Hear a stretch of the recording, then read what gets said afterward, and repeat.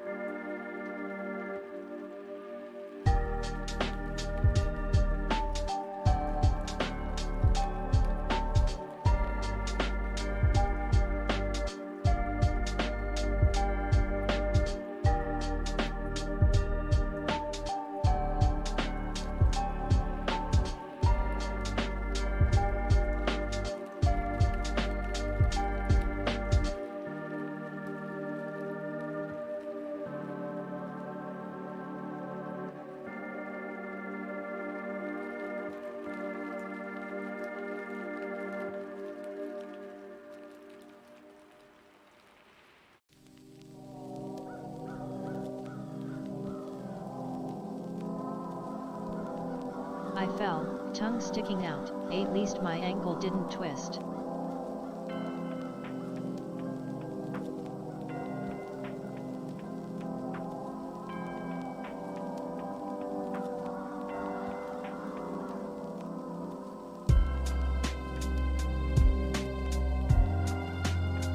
The ankle will do a number.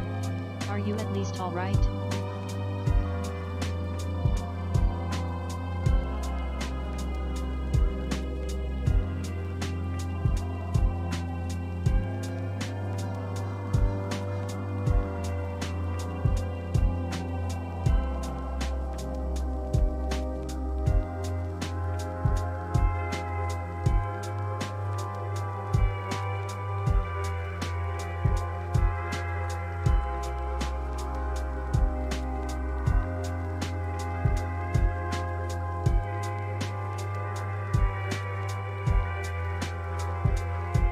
Yet lol, just about scratched my palm, but feel good.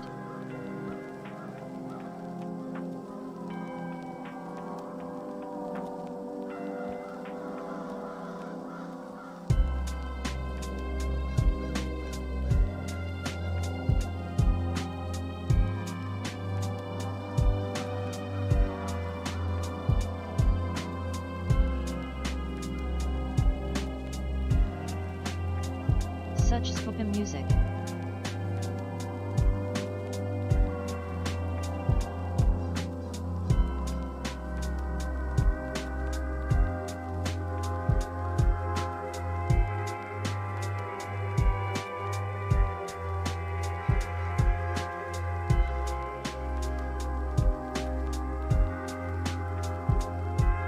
I'm going spooky season today.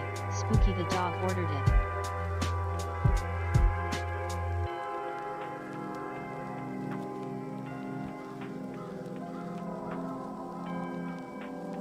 That's great.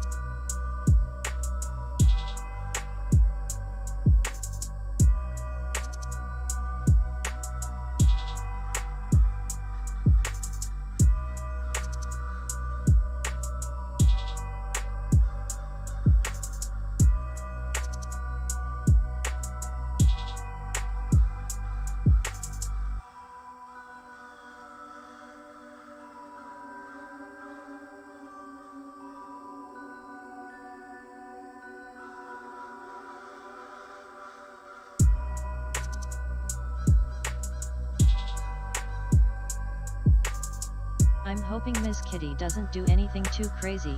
She's waiting for her turn to be on camera. XD.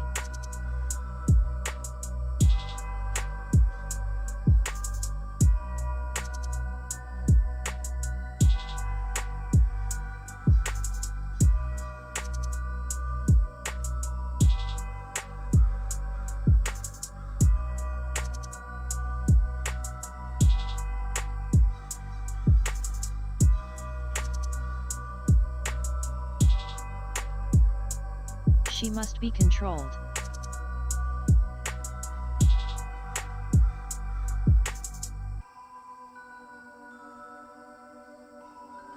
She will go into the haunted house.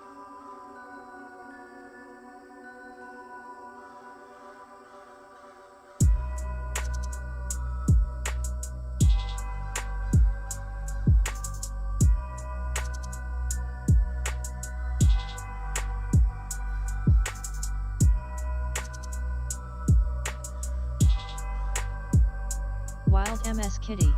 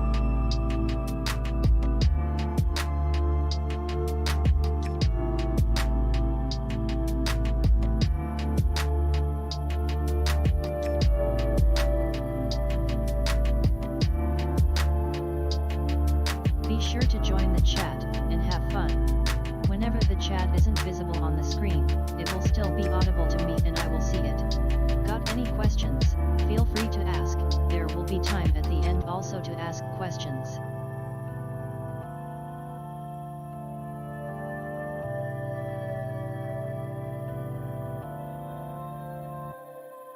We're going to have ourselves a good time.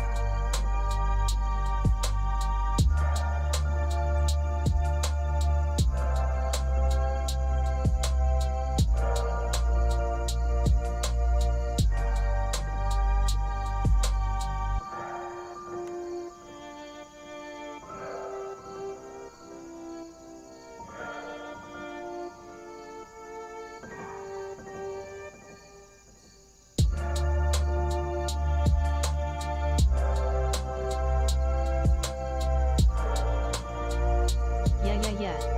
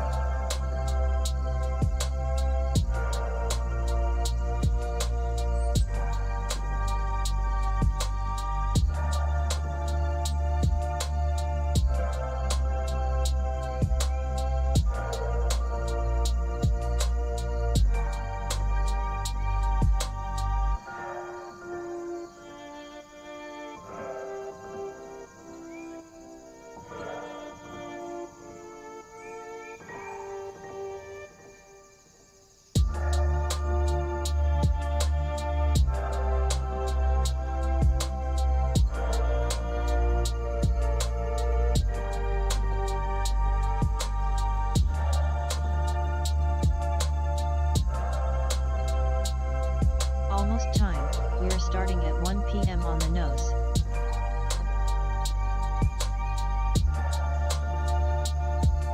As in, less than a minute.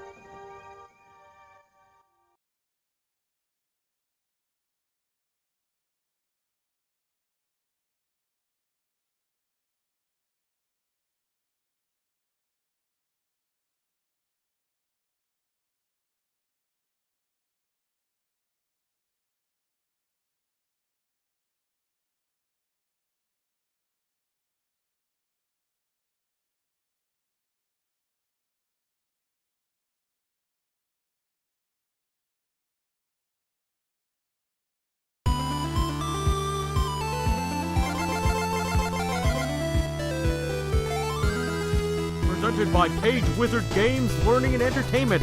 It's that time, everybody. Time for more entertainment and fun with your favorite computer scientist, Dr. Daniel Page. Welcome to Dan Plays, where Dan has fun with friends and we talk about all sorts of fun things, including computer science and everything under the sun. No barriers, just fun. Check out all the fun rewards and supporter access at the links. That's enough for now. Let's get started. Come on, Dan. Let's get started.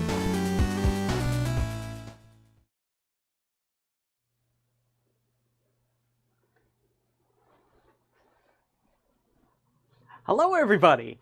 I hope you're having a beautiful day. I want to welcome you on to the stream today, where we're going to be doing a special talk, lesson, lecture, whatever you'd like to call it.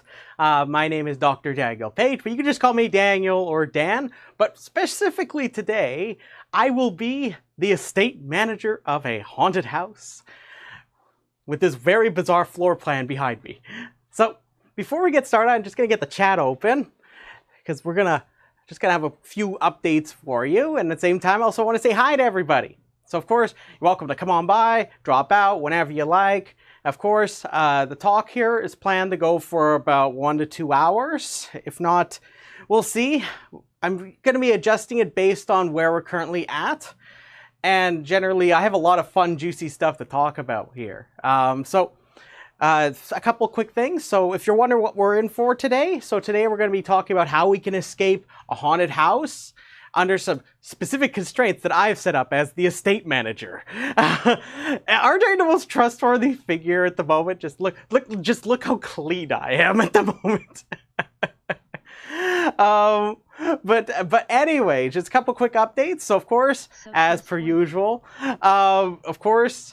make sure you subscribe and follow if you enjoy what you're seeing so far. And of course, tell your friends to come on out. They can't know unless you tell them, okay?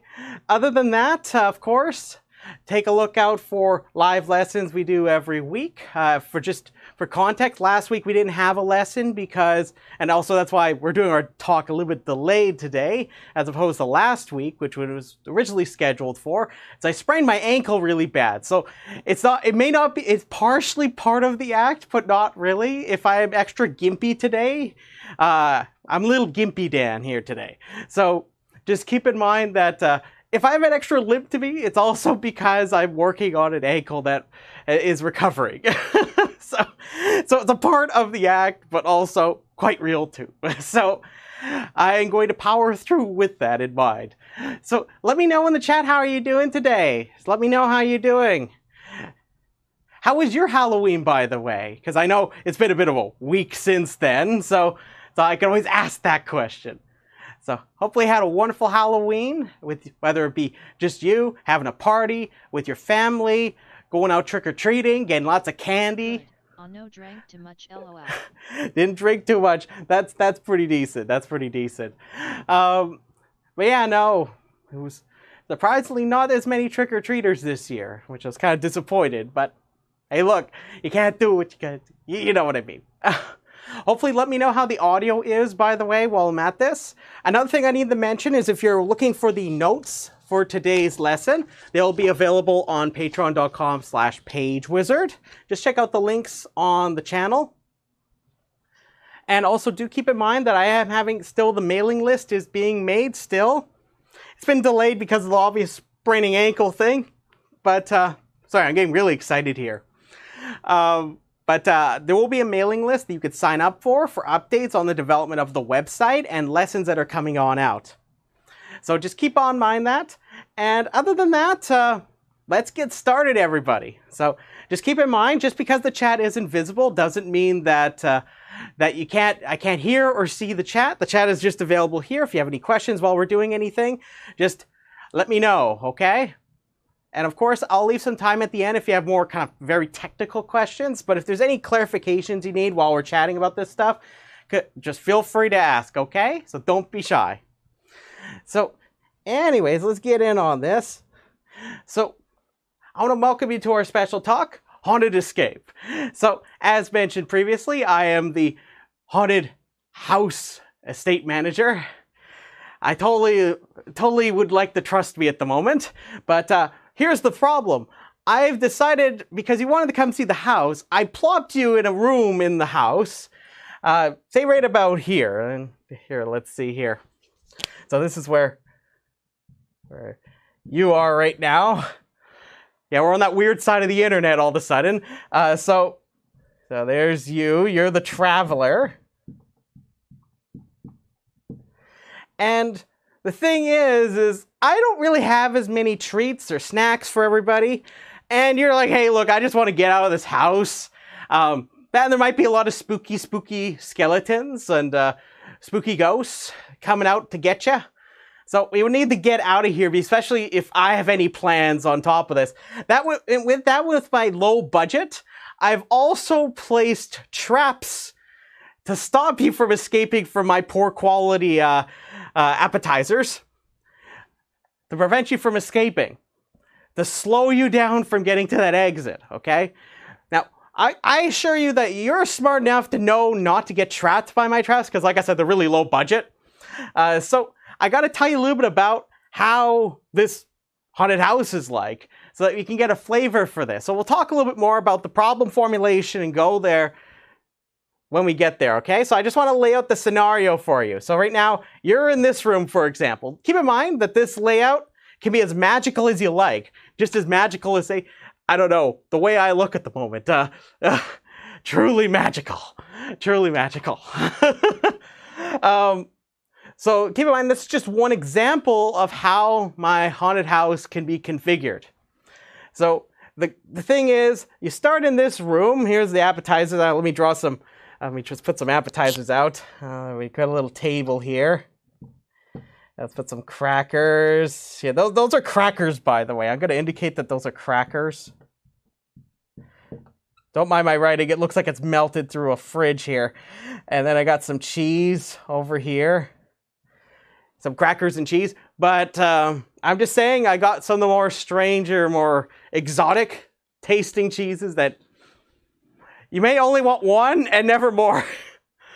So anyways, in this haunted house, we have some stairs here. This isn't terribly long to get to this house, to this room here. So I've indicated the rooms with these rectangles. And there's passageways that go between the different rooms. So for example, I got some stairs that bring me up here. There's also this other passage here called the jelly passage. The walls are made out of jello, okay? I can't trust or assure you that there's anything strange in this passage that isn't squishy, okay? So let your imagination use that however you'd like. So you can go to, for example, the jelly passage to get to the teleporter room. Now there's this very special room called the teleporter room. Not every haunted house is going to have one of these, but in this particular one, this haunted house has a teleporter room that allows you to teleport right to the exit room. Now it doesn't have to have one of these, like I said. This is just my configuration for my haunted house. Like I said, I have interesting tastes. So likewise, I could go instead through the spooky passage. And the spooky passage, of course, has lots and lots of ghosts. They hang out with me on Saturdays. But anyways, I'm just hearing the ghosts, okay? So I got some stairs here.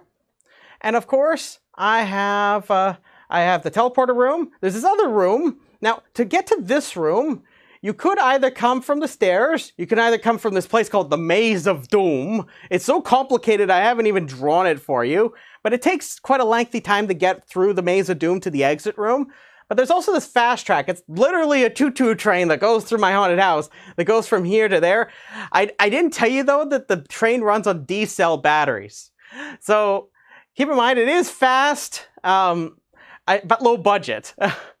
Just try to use your imagination. And of course, I mentioned the Maze of Doom. This is one way you can go from this room to get to the exit room, or from this room to get to the exit room. But like I said, it's quite a lengthy trip to go through there.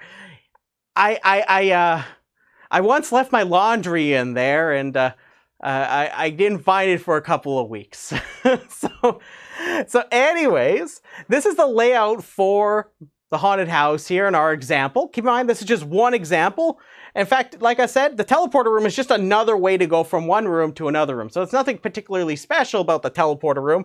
Let's just ignore the physics about it. Let's just assume that it's just, I go from this room to this room. My point is that there isn't really a geometric interpretation of this map, okay? There's a little bit of a magic spookiness in this. So anyways, I gotta tell you a little bit about this. So here's the thing. I'm not entirely cruel when I put my potential customers, these travelers, in here. I'm going to give you a map. So you're going to have a map of an ever bizarre design. So you get a map. So you know where all these rooms are laid out, like this. You're also going to get a measuring device.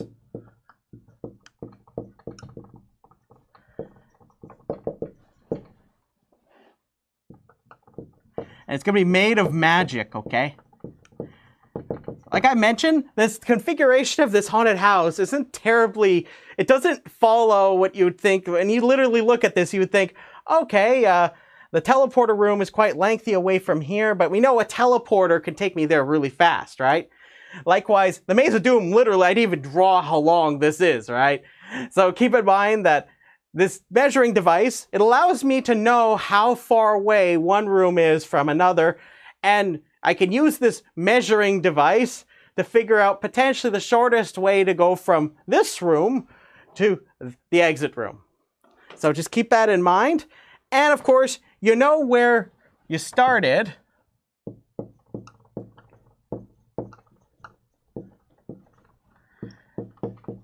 So where the traveler starts and where the exit is. But there's a catch, and I brought this up. I brought up my low-budget traps, okay? So I brought that up. I'm gonna need an assistant to help me with this, wherever she went. She was just staring at me just a moment ago. I gotta get Miss Kitty. So let me get Miss Kitty here. Miss Kitty, where are you? Miss Kitty, where are you? Miss Kitty, where are you? I'm not kidding. She decided she wanted to go on a trip. Miss Kitty, where are you?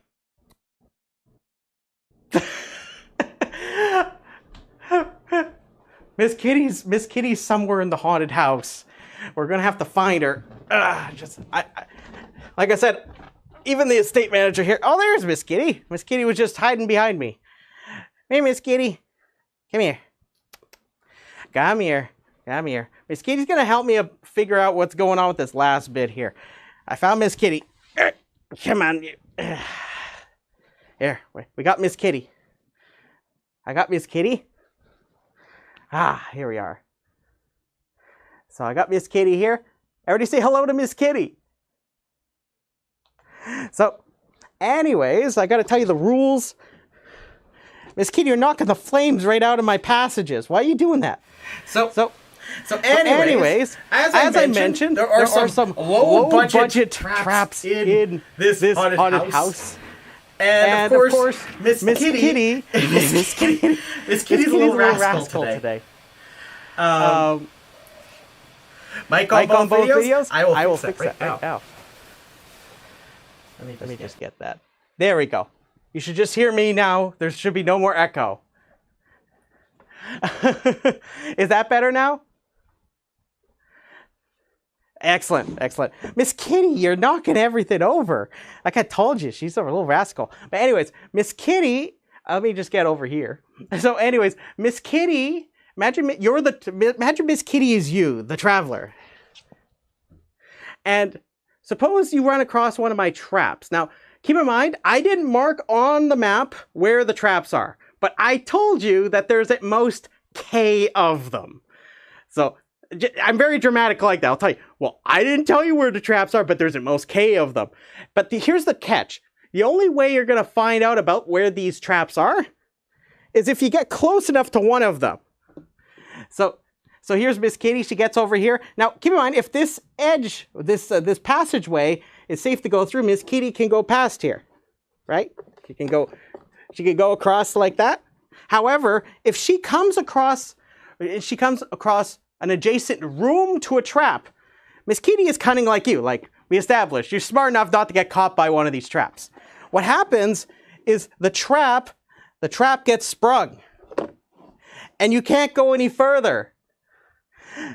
So Miss Kitty can't go this way anymore. So we have to reroute our our travel somewhere else, like over this way. Or perhaps over back this way. Miss Kitty's gonna moonwalk, okay? Like this. But anyways, thank you, Miss Kitty. But here's the thing. So there is an element to this, is that you don't know where my traps are. You don't know where these traps are. These guys. And the thing is, you won't know until you've come across them.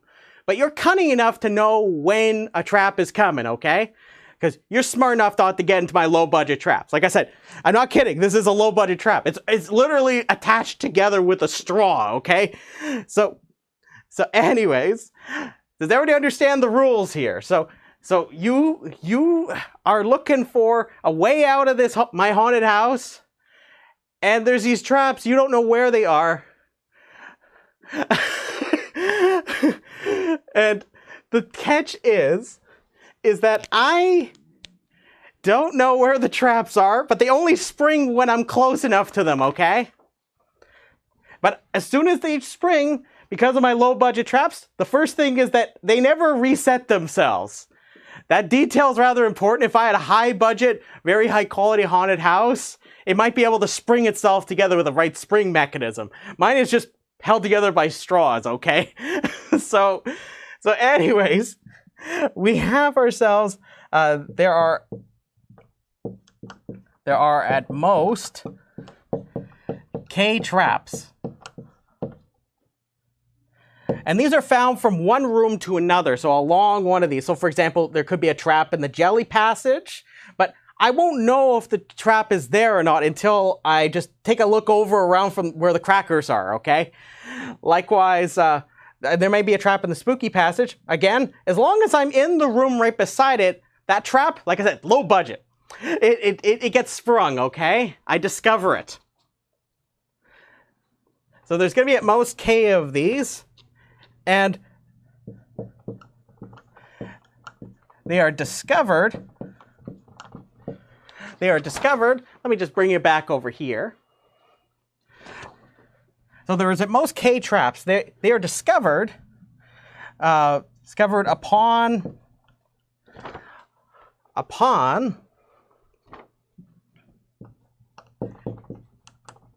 entering a room beside a passage with a trap. And of course, you're going to be cautious. You're not going to run right into that pit. You never know what could be at the bottom of it. So just be mindful of that. So does everybody understand the rules of how you can escape this haunted house, okay? My low budget haunted house. Is there any questions? Any questions at all? So you can escape it, but here's the thing. You really, really want to get home to watch your favorite television show or watch something on YouTube other than this. So you want to get out of here as fast as possible. Miss Kitty, you coming to hang on out? Okay, you can hang on out. As long as you behave yourself, okay? So, anyways. Now, you look at this really complicated map. Like I told you, it's like magic, right? But here's the thing. I have a measuring device. And here's the thing. Sure, this looks really complicated, but there might be a simpler way of representing this. So I'm going to show you how you can represent this using something we call a graph, which I'm going to introduce some terminology for you.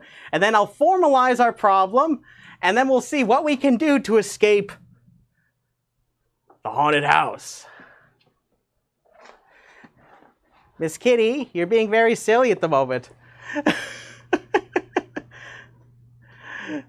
So what I'm going to do before we get into like anything too fancy-pantsy, because I want to keep it rather concise and easy for you to understand, is you look at this and you have a whole bunch of rooms, right? What I'm going to do is I'm going to represent these using what we're going to call a weighted graph. And I'll define what that is in a moment. But you have all these rooms and they're connected via some passage. And I have a measuring device that tells me how to go from one from one room to another, right? So that's what I'm going to do, is I'm going to simplify this down a little bit more. So what I'm going to do is I'm going to designate where I've started, where the cheese and crackers are. I'm going to call this vertex S. So that's going to be the name of these circles. Sometimes people call them nodes. I'm going to call them vertex for singular, vertices for plural, okay? They're otherwise, like I said, node versus nodes. Nodes is plural. So I'm going to take each one of those rooms, and I'm going to number them, except for the exit room. The exit room, I'm going to call that T. And I'm going to have a whole bunch of these rooms here. So I'm going to call the one right by the stairs and the fast track and the maze of doom over there. I'm going to call that vertex 1. I'm going to call the one with the teleporter room is going to be room number 2. The one near the maze of doom, fast track, and the stairs over there, that's going to be vertex 3. And the one near the bottom, that's by the spooky passage, that's vertex 4. So notice everywhere I have a passage, I'm going to draw a line. Keep in mind, it doesn't have to be a straight line. It could be a curve. It just represents the connections between our dots, the vertices, and what we're going to refer to these passages as our edges. So let's fill this in. So I'm just going to draw lines. Where exactly? So for example, I have a room from the cheese and crackers to up the stairs. That brings me to vertex 1. The fast track takes me down to vertex 3. The stairs here take me down to vertex 4, and the stairs here take me to the teleporter room. I have the maze of doom. Now keep in mind, the maze of doom actually isn't a room. It's a whole bunch of passages. But the point is it takes me, it could go from through the maze of doom to get me to the exit room. It could be that I could take the maze of doom to get to the exit, right?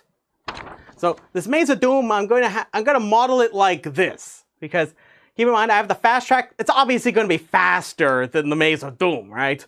So I'm just gonna model it like this. It's a little bit of a simplifying assumption, right?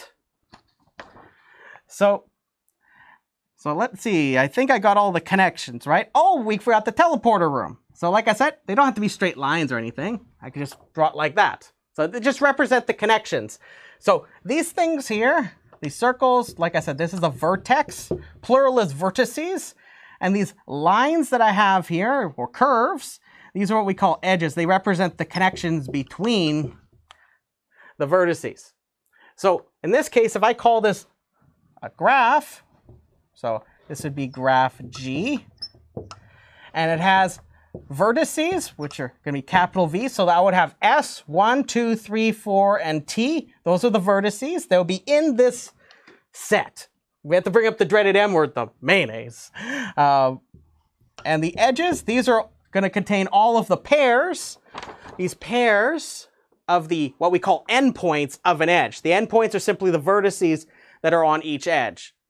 So notice that if I look at this edge here, the ends of it are 4 and 3, so those are what we call the endpoints. That's how we represent the edges. So I'm not going to go too detailed into that, but the point is Miss Kitty, why are you attacking me? So I know you want out of the haunted house, okay? So let's see. So now you can see I can represent this much more complicated thing much easier over there. But I only got the connections. What am I missing? What did I mention about I want to get the fastest way out? What do I need to do still with the connections between the rooms and the passages? There's something I'm missing that I need to do. I need to measure. I need to know. So I have to look at my map, and I have my magic measuring device. And I should be able to go to each one of these, and I could go on my map, and I can measure out how long each one of these is. And keep in mind, like I said, it does not have to abide geometric rules, okay? Miss Kitty is going bonkers here. So, Miss Kitty, why are you attacking me? I know you really want, and you're laying in the trap. anyways. Anyways, Miss Kitty, you're getting me really in trouble here. So, anyways, I wanted to find what an undirected graph is. Before that, I want to measure these out here for us. She is trapped. She is trapped. Yeah, exactly. She wants out of the trap. Look at this. Look at this. She's like, I just want out of here. Save me. She's been defeated. So, suppose I take my measuring device and I measure these out. So suppose that these are the measurements I get. I get 1, 6, 7, 1, 1. So like teleporter room, makes sense that it's like 1. So this is like how long it might take me, or the cost, or the length, of how long it takes me to go from one room to the other room. 9 and 8. Like I said, the Maze of Doom is really long, right? So this is an example of what we call a weighted graph. So a graph consists of vertices and edges, and a weighted graph will have it where all of the edges have a number associated with them. For us, we don't care as long as it's some non-negative number. That means it's 0 or greater, so 0 or positive. So anyway, so we're going to be working with what we call a graph here. I just want to lay out a couple of things. So first, like I said, I want to make sure I define what a graph is for you, just so it's clear what we're talking about. So this is what we call an undirected weighted graph. But I'm just going to define what an undirected graph is first. And the reason why we call it an undirected graph is because it doesn't matter. Like say if the traveler wants to go from room 1 to room 3, they can go from room 1 to room 3 or room 3 back to room 1. There's no direction assigned to the edges. If we had what we call a directed graph, I can enforce a direction that you're only allowed to go in as the traveler. So this is just simply a pair VE where V, let me just get you guys over here. Like I said, this is a very low budget haunted house, okay?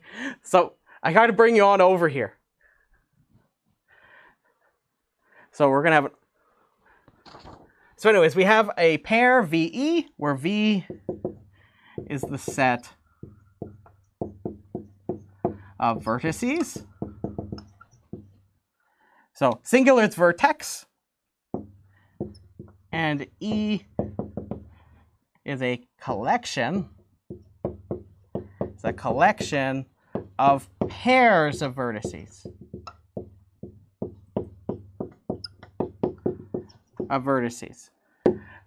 So that's like I told you. Say for example, if I pick off one of the edges here, I can write that as an undirected edge 1, 3. But often you'll find I'll write it as with these curly braces just to indicate that the order doesn't matter. I must stress it's an undirected edge, so it doesn't matter what order you write the edges in. So for example, this is the exact same edge. The order doesn't matter. It's just that they're pairs of vertices. A couple other remarks for those that are interested in graph theory. This is going to be always what we call a simple graph. That means that there will not be more than one edge between two common endpoints. So just keep that in mind. Another thing is there's not going to be what we call self-loops. So that's a part of the simple definition. So a simple graph doesn't have multiple edges between endpoints. And of course, it doesn't have a self-loop, meaning that there's no edge that brings you back to itself. There's no room that will just take you around and around and around to the same spot again. That's one constraint I'm putting in, but I must stress that doesn't make much of a difference when it comes to our problem. Just, it makes it easier. Miss Kitty, what are you doing? This cat really wants out. I didn't put her there. She put herself there. Couple other things. Talk about adjacency. So if ever I have an edge that connects two vertices, say 1 and T here, I want some way of describing that relationship. So for example, I could say that vertex 1 is adjacent to T. Likewise, it's adjacent to 3. Likewise, adjacent to S. These are what we call adjacencies. So that's one way you can describe vertices in relation to each other, is if there's an edge that connects them. So That's what we mean by adjacent. It means that there exists an edge such that that vertex and this other vertex share an edge. Likewise, there's also a notion called incidence. That is where if I give you an edge, I want to know if there is a vertex that's one of the two endpoints. So I could say that if I give you this edge 1t, then this edge is incident on t, meaning it's one of the two endpoints. That's another phrase that we commonly use. Likewise, we can talk about edges in relation to edges, also by incidence. So we can say this edge is incident with this edge because they share a common endpoint. So this is just some language I may use as we go along. I'm going to try to keep it less formal, okay? But there's going to be some of that dreaded M word, the mustard, that's going to come up in this, okay? So another thing I need to point out is the notion of a path, because you know how we're going to try to escape the haunted house, right? So we're going to need to have some notion of our traveler going from this vertex S to T, right? So I need some way of describing that to you. So a path is simply a sequence of adjacent vertices. We can list them out by their vertex and with their edges, for example. So for example, a path could be S1, 2, no, that's vertex 3, right? So S1, 3, T. If I describe this to you, so if I went, the traveler goes to vertex 1, goes to vertex 3, and then vertex T, we would call that a path. Likewise, a path doesn't have to be what we would call simple. So a simple path is where every vertex in the path is distinct, meaning it's unique. If it isn't the case, just a path, where some people call it a walk, it means I'm allowed to go from S to 1 to 3 to 4 to S to 1. Like I could just walk around, as the name suggests. So that's an example of what a path is.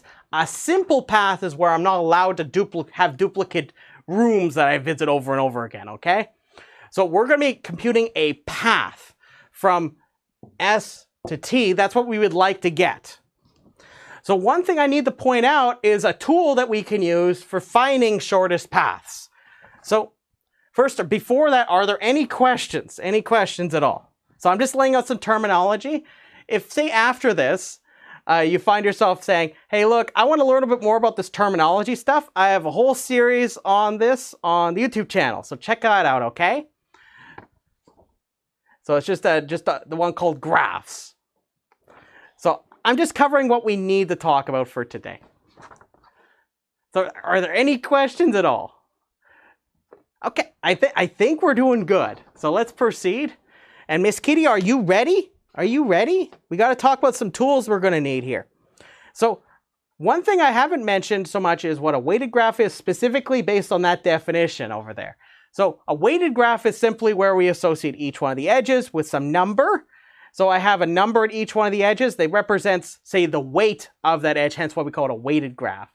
So these numbers could represent lengths. They could represent a cost. In terms of the graph theory, it doesn't make any difference. So you can have costs on the vertices, costs on the edges. We're going to only care about when they're on the edges, okay? That's all we need for this problem. So I'm just going to make some formal notation here. So if ever I want to get the length of a path, so if ever I want a length of the path, all I'm going to do is, so imagine I took from S to T and I go S1, 3, T. I add up the edge weights on them because that's the cost it takes me to go from S to T along this path. So I got 1, 2, so that's a 3 so far, plus 9, that's 12, right? So that would be the length of that path. So the length of the path, I'm going to denote this as d of p, where that's a path. So it's just the sum. So this is just simply the sum of the edge weights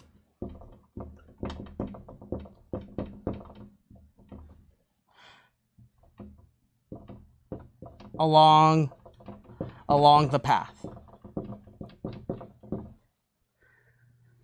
So hopefully that's clear. So there's one important detail now that I could define for you, is the idea of a shortest path, right?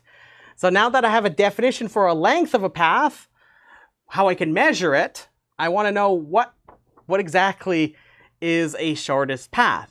Does anybody have any ideas what a shortest path would mean? So imagine I give you S and T, and I want to go from S to T. What would it mean for me to give you a shortest path? As the name suggests, what is it? Miss Kitty, what are you doing? Like I said, she had a place on the poster. so anyways, yeah, no. So when it comes to shortest path, what I'm saying is you want to find a path from one vertex to the other vertex, and you want to make sure that that path, such that I want it so that that D, so if I give you a path P, I want D of P to be as small as possible from one vertex to the other. So as the name suggests, I'm going to look for what is called so in our case, we want to go from the room we started at to the exit. So we would like to compute a shortest ST path. So that's what we're going to look for. So I call it an ST path because it describes the ends of the path. Miss Kitty's had enough of this. So, anyways, so we're going to look for one of these. Now I have a question for you. If I knew where all the edges were, or perhaps there was no traps at all in the haunted house, does anyone have any ideas of how I could compute for my traveler? So I want to take my traveler from the start to the exit. Can somebody tell me, how can I compute the shortest way out of here? I compute a shortest ST path. There's a really well-known algorithm that does this. I talked about this quite recently. So suppose that there's no traps at all. No traps at all. Does anybody have any ideas of how I can compute the fastest way out of our haunted house based on our picture here? Keep in mind, I haven't told you what the shortest ST path is in this quite yet. I'm going to show you how you can compute it.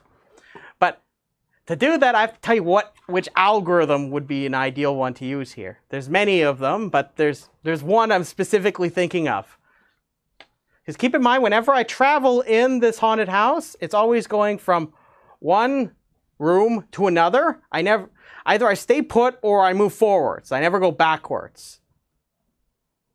Now I could literally go backwards in my walk by going back, but I mean the amount of length that I have.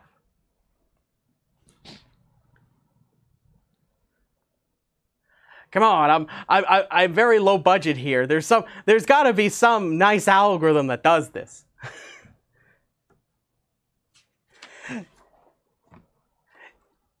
Yeah, there is an algorithm that's really nice for this. You can use what is called Dijkstra's algorithm to do this. So if there's no traps,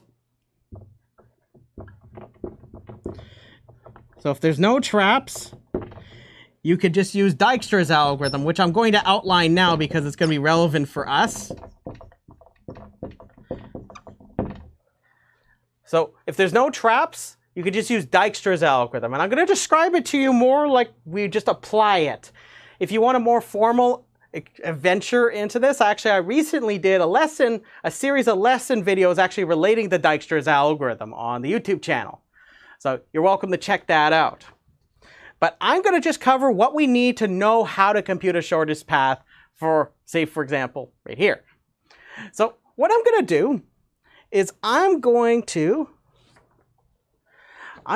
start off by giving you the idea here. So I'm going to distill it down to something that's easy enough for you to apply if you needed to just quickly compute a shortest path, okay? We're not going to go fancy-pantsy with it. Like I said, I have a whole lesson series on this algorithm, this Dijkstra's algorithm, on the channel. So let me show you how you could do this. And so I'm going to give you the essence of Dijkstra's, okay? So Dijkstra's algorithm here. For those that are wondering why it's called that, it's because it's named after the pioneering computer scientist Dijkstra. He's Dutch. So what can I say? Anyways, here's how it's going to work. So let me just get my lovely markers out. So what you're going to do is you're going to imagine that there's vertices in this graph that either could be in a blob or not in a blob. And I literally mean like a blob that goes around devouring everything, okay? So you're going to imagine this blob starts off where you are, S. So you're going to conceptually imagine this blob, and the blob always is going to follow this rule. Miss Kitty, you're being silly. She's in the trap too. She's just enjoying this. So here's the rule in Dijkstra's algorithm. You're going to always pick the closest, well, I'll say the next closest vertex not in the blob. That's all we're going to do. So we're going to imagine we measure out how far away we are from the source, S, where we start, and I'm going to try to find the next closest vertex that's not a part of this blob yet. And when it does, the blob is going to devour that vertex, and the edge that I use to go across to get to that vertex is going to consist of me extending some shortest path from this vertex to some other vertex. And we can stop this process when we reach T, for example, but you can continue this process and produce something called a shortest path tree, which, again, I spent a lot of time discussing this at another lesson. So let's do an example of this so you can see how you can do this, and it's really not that hard. So watch this. So notice that if I want to compute the next closest vertex not in the blob, remember the blob right now is just devoured S here. Which vertex is closest to S? Well, we got 1, 2, or 4. So we got 1 versus 6 versus 7. Which vertex should the blob devour next? So which one? Miss Kitty is trying to figure this out too, okay? She's learning. We want vertex 1, right? Need vertex 1, yeah. So what the blob is going to do is going to extend out and devour vertex 1 and uses this edge to get there. So now we just apply this rule again. We find the next closest vertex not in the blob. Okay, well look, notice that to get to T is 1 plus 8, that's too far, right? 1 plus 2 is 3. 6 versus 7, looks like vertex 3 is next, right? So all I'm going to do is I'm going to let the blob devour vertex 3, and it's going to use this edge. And then next, we've got ourselves, what's the shortest, the next closest vertex that's not in the blob? Okay, we've got 4, which is, now look at this, you see it's 1 plus 2 plus 1, which is 4, right? That's just 4. Versus now we've got, so now we got 4 to get to here, we've got 6 to get to there, we've got at least 9, right? It looks like 4 is going next, okay? So the blob's going to swing around and devour vertex 4 next. So it goes around, swings around, and devours vertex 4 via this edge. And then next, which one is the next closest vertex not in the blob? So all you do is you're trying to figure out which vertex is closest to the blob's source, where the blob landed. So we've got now notice that my choices are, well, they're quite limited now. Notice that now I've discovered this edge here with weight 1. So I got 1 plus 2 plus 4 plus 5, right? So I got 5. So I could go 5, or I can go, let's see. So the next closest one is, it looks like we got T or 2. Which one is going next? T or 2? T or 2? I noticed that the not in the blob is cut off a little bit up there. I'll just rewrite that. You think about which one goes in the blob next, vertex 2 or vertex T?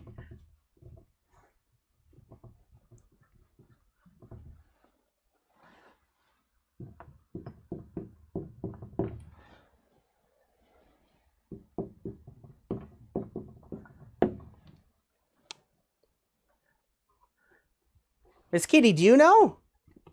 Do you know which one it is? She says it's vertex 2. So let's go with vertex 2. So the blob devours vertex 2. And it's via this edge. And then finally, there's vertex T over here. Well, what's the least weight edge that takes me there? So the shortest distance from the blob to T. Well, now we have 9 versus 10, at least 10. So we got 3, 9, that's 12, right? Then we have, okay, now we know that we get there with a total distance of 1 plus 2, it's 3. We got 4, 5, so we got 6 versus 9. So it looks like we're going to devour T. Well, the blob is, to be more specific. I'm not the blob. I am the residence manager. I am the manager of the estate. I have a lot of different titles, okay? But intuitively, it makes sense that you would try to use this teleporter room, right? So that means that if you actually look at this, let me just highlight the shortest path.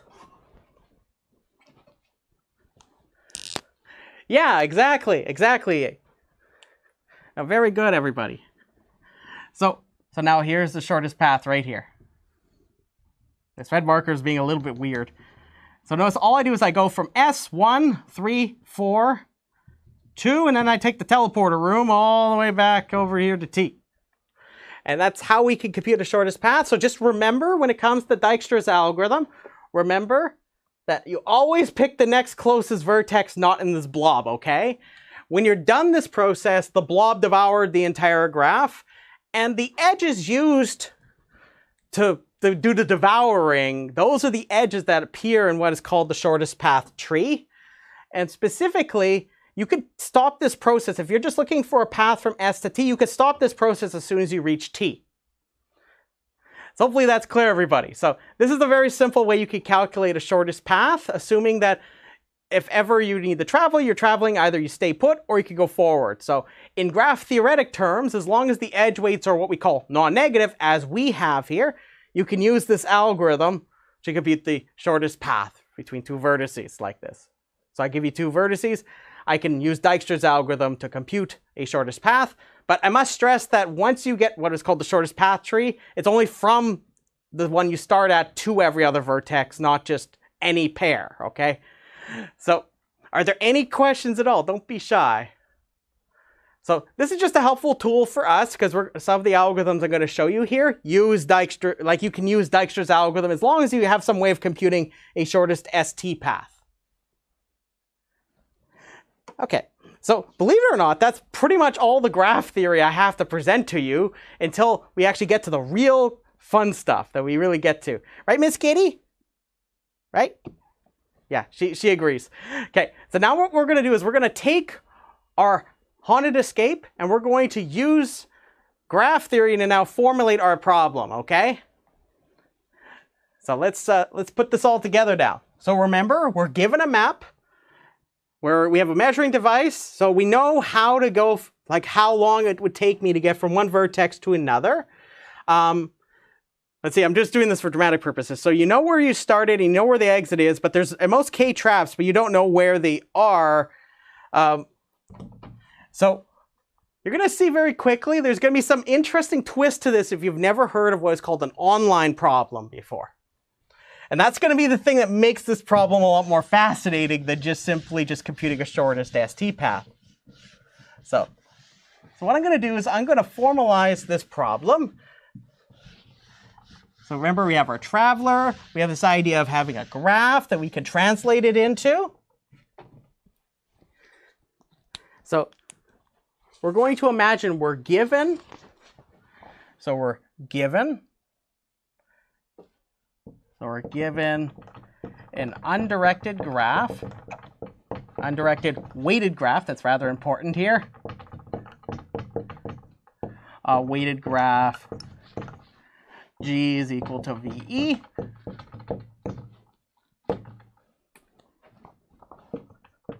With start and end vertices S and T. which are going to be among the vertices. I'm just going to switch markers. This one's starting to get a little funky on me. I'm just going to... It's gone. Miss Kitty's going to go get it. Or is she?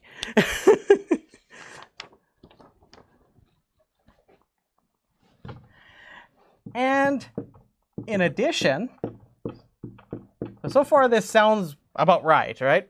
The map corresponds to a graph, right? A weighted graph. Yes, Miss Kitty, I know. I know. And in addition, there are edges of E, capital E. Remember, that's the set of edges for our graph. There's going to be some edges that are going to be designated trap edges. So they're going to be called, we're going to call them trap edges. In the literature, they're often called block edges, or they're blockages. So trap edges, which cannot be traversed over. So it means that the traveler can't go past the trap, okay? It can go through another way through, but it cannot cross over a trap. Remember, we don't want to be getting stuck somewhere, kind of like Miss Kitty was earlier. Which cannot be traversed over. Which cannot be traversed over. So, what's the goal? We're going to try to compute, our goal is to try to compute a shortest ST path. So our goal, so we're going to try to compute a shortest ST path, right? But there's a bit of a catch to this, right? Now, if I knew where all of the trap edges are, does anybody have any suggestions now, given that we talked about Dijkstra's algorithm here? Any suggestions now if, and I mentioned this earlier, that it wouldn't make it much of a difference if we talked about Dijkstra when we talk about no traps versus their knowing all the traps where they are. Could somebody point out or suggest to me how, if I knew where all of these trap edges were, so imagine, remember, we have an undirected weighted graph as part of the input. We know S and T, that's part of the input. Also, these trap edges, they are technically part of the input with something that we know, like it's part of the problem's formulation. We're going to see that the wrinkle I threw in that we don't know about where the traps are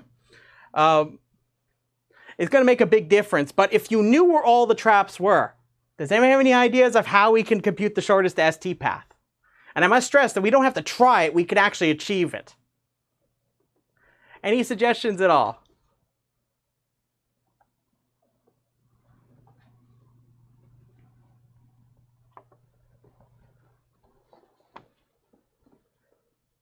Miss Kitty, do you have any ideas? Any ideas at all? Miss Kitty's just staring at me over here. She's sitting there in the trap.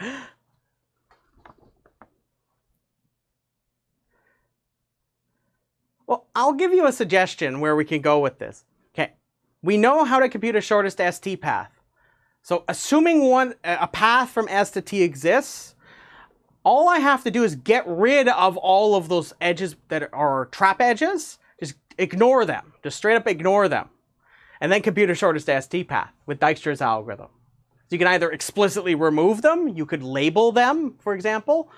That's another thing you can do. In fact, in my notes, I give a suggestion for how you might go about that.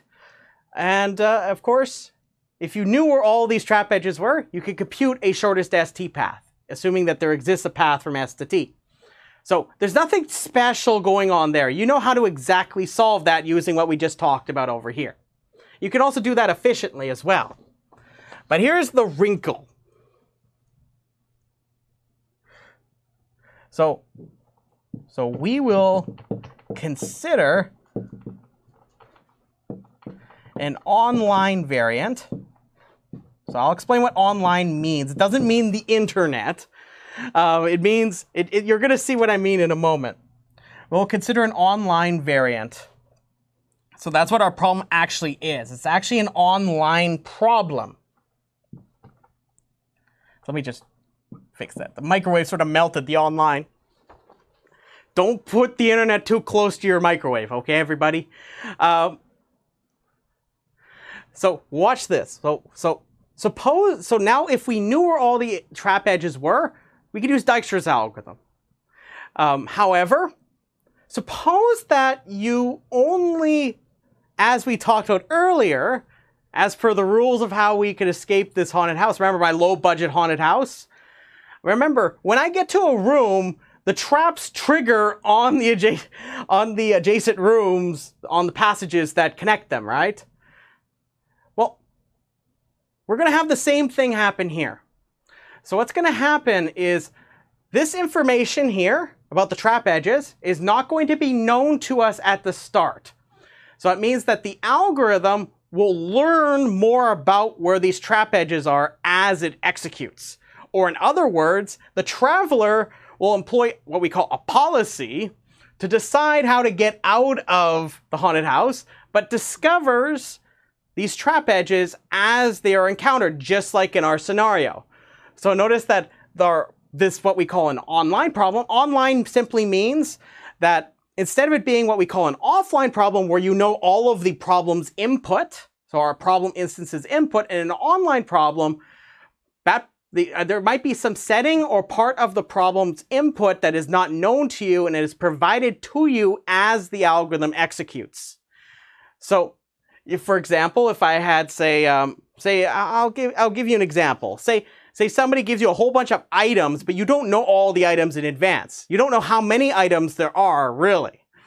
We have some information here to help us, but imagine that every time you pick an item, you don't necessarily know what choices that may lead down in the future. So there's going to be an element of this discussion about how little information we actually have in advance.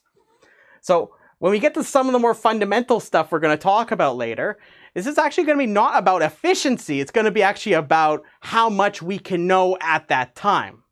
So it's actually the business of knowing how little we know versus what we currently know. So an online problem is simply this. I have my problem instances, but the thing is, part of the input is explicit in the problem formulation, is not known to us in advance, and it is provided to us as the algorithm executes. So there's an interaction that happens between the algorithm and learning things about the input. So sometimes this is quite formal, where it actually is the case that every time you make a choice, more of the input is given to you. However, in our case, as we had, it's also the same way, it's just on a graph instead. So in this case, what's going to happen is these trap edges are only going to be known to us until we touch one of the two endpoints. So the traveler reaches one of the endpoints of an edge. So it touches one of them. Just like when I get to a room, it triggers my low budget traps, okay? So you're not going to jump right in like Miss Kitty was earlier. So here's the catch with this online variant. So trap edges are not known in advance.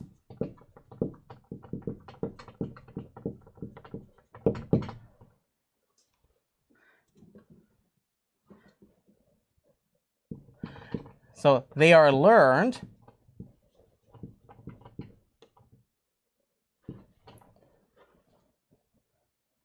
when the traveler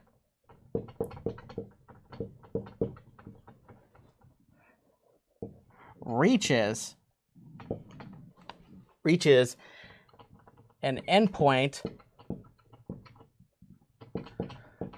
of a trap edge. So this is exactly the scenario I just described over here with our haunted house.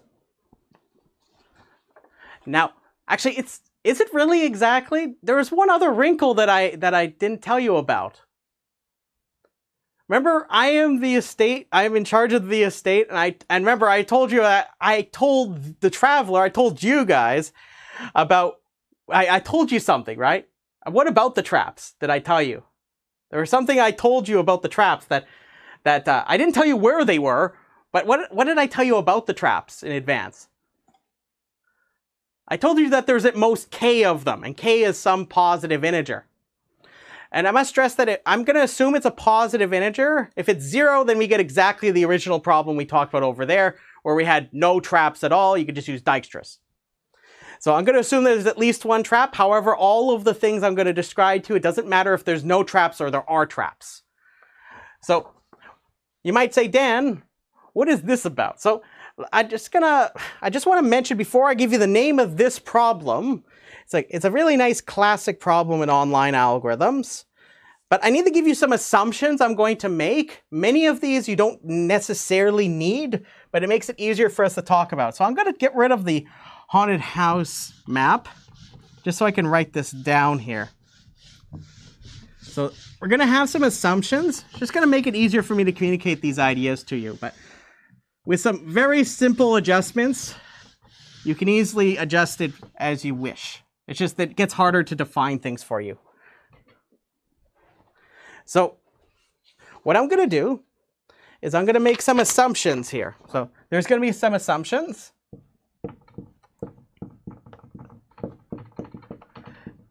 So the first thing is that I'm not terribly cruel to you. And remember, you're given the undirected weighted graph, right? So the traveler knows the input graph, right? That's an important assumption. But not where the traps are. So remember, the traveler will reveal a trap once it reaches one of its endpoints. So we won't know it's a trap edge unless the traveler steps on one of the endpoints of the edge, okay? So it touches one end of the passage if you want to think about it as the haunted house. That's going to be one assumption. This is not terribly interesting because we just kind of talked about it there. This is an important technical assumption for the existence of a path from S to T, but I'm going to make it a little bit cozier. Is if the trap edges are removed,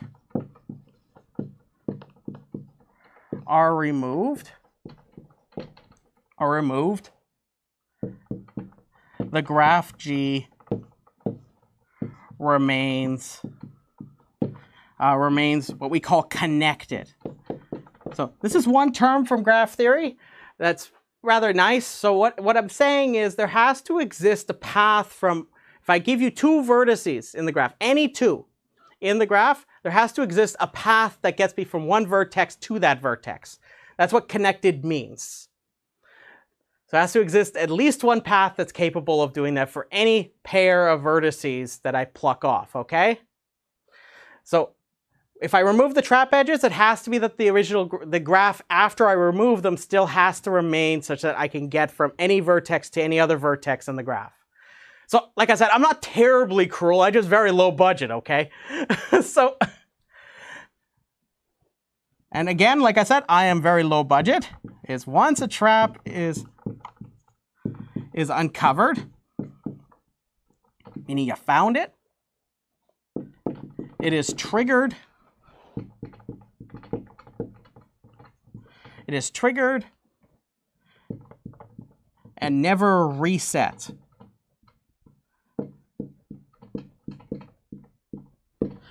So it never resets itself after. Like I told you, I don't have spring-loaded mechanisms on my traps are made out of straws, okay? Miss Kitty was just sitting on it, okay? So you might ask, so let me just summarize this. I'm going to tell you what this problem is, and then I'm going to add the wrinkle that I just mentioned to you into it. So I'm given an undirected weighted graph. I also have trap edges, but I don't know where all the trap edges are. I just know that they exist. But here's some underlying assumptions, of course. We know what the input graph is, however, we don't know where the traps are. If, of course, we remove the trap edges, there still has to exist a path between any two vertices in the graph. And likewise, if the trap is of course triggered by uncovering it, of course, it never resets. I must stress that there's variants of this problem that we're not going to talk about here that actually allow the traps to get reset. But we're not going to talk about those today. What I've described actually to you just now, without giving you the wrinkle that's distinct for our problem, is actually the Canadian traveler problem. This is actually called the Canadian traveler problem.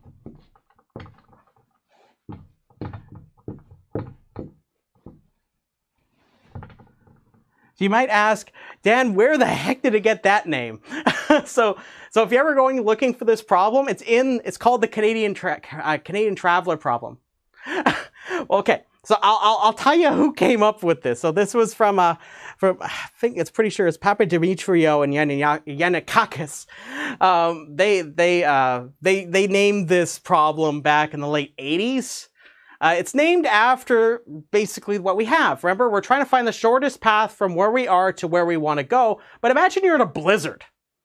And the thing is, you know how to get from A to B. But the thing is, you don't know if there's going to be a bunch of snow that comes out and blocks a road until you run into it. And that's where it gets its name from. So just like our traps in our haunted house, in this case, you can think of it as a big snow blizzard where some of the roads get blocked off, but you don't know where they are. So this is what the Canadian traveler problem is. It's a classic problem in online algorithms. For those that are interested in complexity theory, the Canadian traveler problem, it's actually known, and this was proved by Papadimitriou and Yannikakis. I always have fun with that name. Those researchers actually proved that it's what we call p-space complete. So I'm not going to define what p-space is. This is mostly for those enthusiasts out there. The Canadian traveler problem is known to be p-space complete in the case that if you wanted to come up with an online algorithm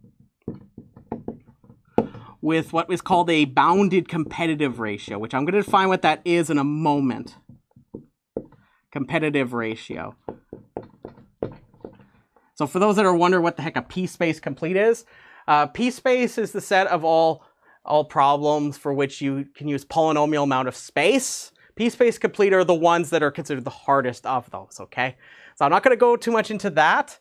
However, for the Canadian traveler problem, this is something that's known, so it's going to be rather difficult to come up with a nice algorithm that gets you one that's really close to the optimal ST path, okay? Because remember, we don't know where the trap edges are. This is going to be an inherent limitation that we're going to run into when we try to solve this problem. Now, the problem we're actually interested in is what we call the Canadian traveler problem. And in this version, we know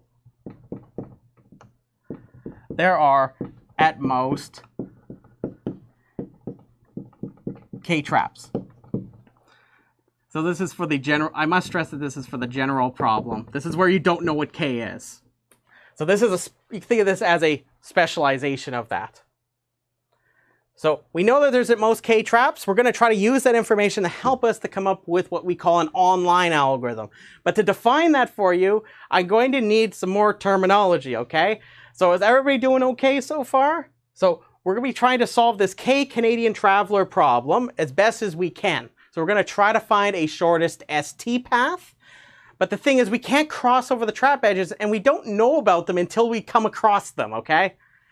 So is the problem clear to everybody?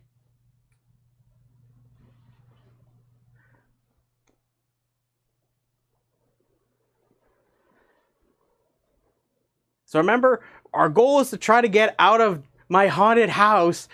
But the thing is we need to watch out for those trap edges. Remember, we cannot cross those edges that have traps on them, right? But we don't know where they are until we run into them. We're going to see that this actually plays a very interesting role with how well we can solve these problems. At least without any additional power, okay?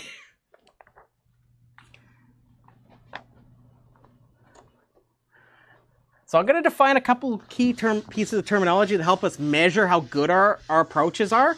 And you're going to find that a lot of the ideas we're going to have here are really going to be nice and simple to deploy. Why? Because, like I told you, and I sort of alluded to this, some people call if I give you some more, actually there is some fun stuff in theoretical computer science that is almost tantamount to magic. There's all sorts of fun concepts out there, ranging from non-determinism, which operates on a form of clairvoyance, of knowing the future, depending on how you want to look at it. There's other types of interesting concepts from theoretical computer science involving like how much information you're allowed to know in advance. For example, I could take this problem and imagine I could pass along extra information in the form of bits. So imagine somebody was allowed to give you a little bit of advice, like give you a little bit of a nudge to tell you about where some of the traps are. Some people could study things like this. And naturally you get some of the weird questions about how many bits do you need, and how well you could achieve it with a certain number of bits as advice to help you route yourself through here. But that's a whole other side point. But I want to talk about measuring the quality of our answers. Measuring solution quality. So I'm going to introduce you to an important concept from online algorithms. So as an important remark, for the concepts we're going to talk about here, efficiency doesn't matter. It's actually about how well you can actually compute the solution. However, every algorithm I'm going to highlight here, all of them run in what we call polynomial time.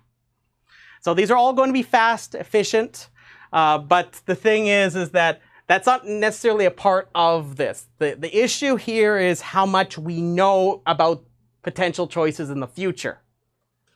And you're going to see how this is going to play out when we start actually digging into this. So what we call that over there, the Canadian traveler problem, is an example of an online problem. Like I told you, parts of the input are revealed as the algorithm processes the graph. So we're going to introduce this idea of competitiveness.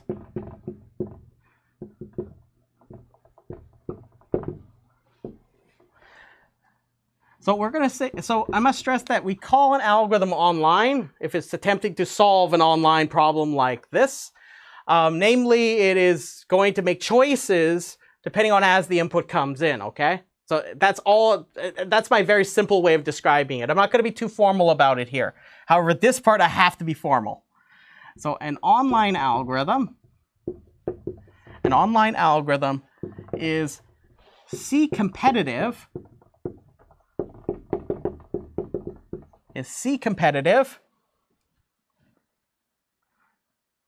for an online minimization problem, like our problem.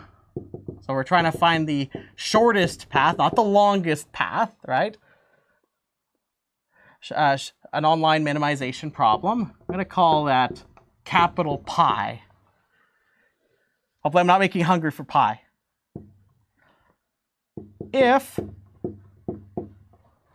for every instance x of pi, remember x is just the graph and of course our trap edges, and k.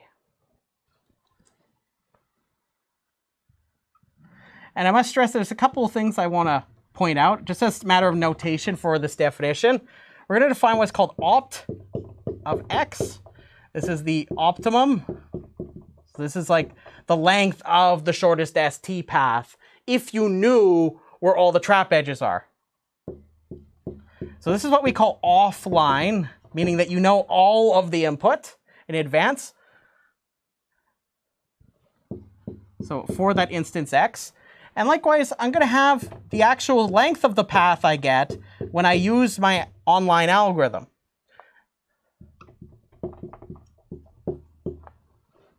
So this would be the value of the feasible solution. In that case, that would be a path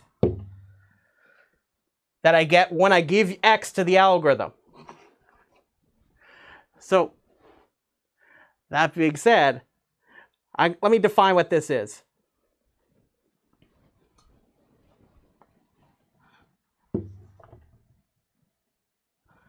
If for every instance x of pi, it has to be that alg of x over opt of x, which I'll often write as just opt, is less than or equal to c. So it means that if you actually take this together, you'll notice that I'm allowed to, so I call it C competitive if whenever the algorithm gives me a solution, now keep in mind I'm using that word very loosely, I mean actually a feasible solution, one that follows the rules of the problem, may not be the actual shortest path, but it is in fact going to be always no worse than C times the value of the optimal. That's what this ratio means. You can just multiply both sides by opt of x, and you'd see that its alg(x) is less than or equal to C times opt of x. So it means it can be no further away than a multiplicative value of C away from the optimal.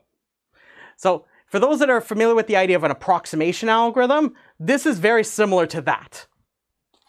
Except it's a little different, right? Because remember, the point here is that this optimum isn't without that knowledge. It is, in fact, when I have all of the input.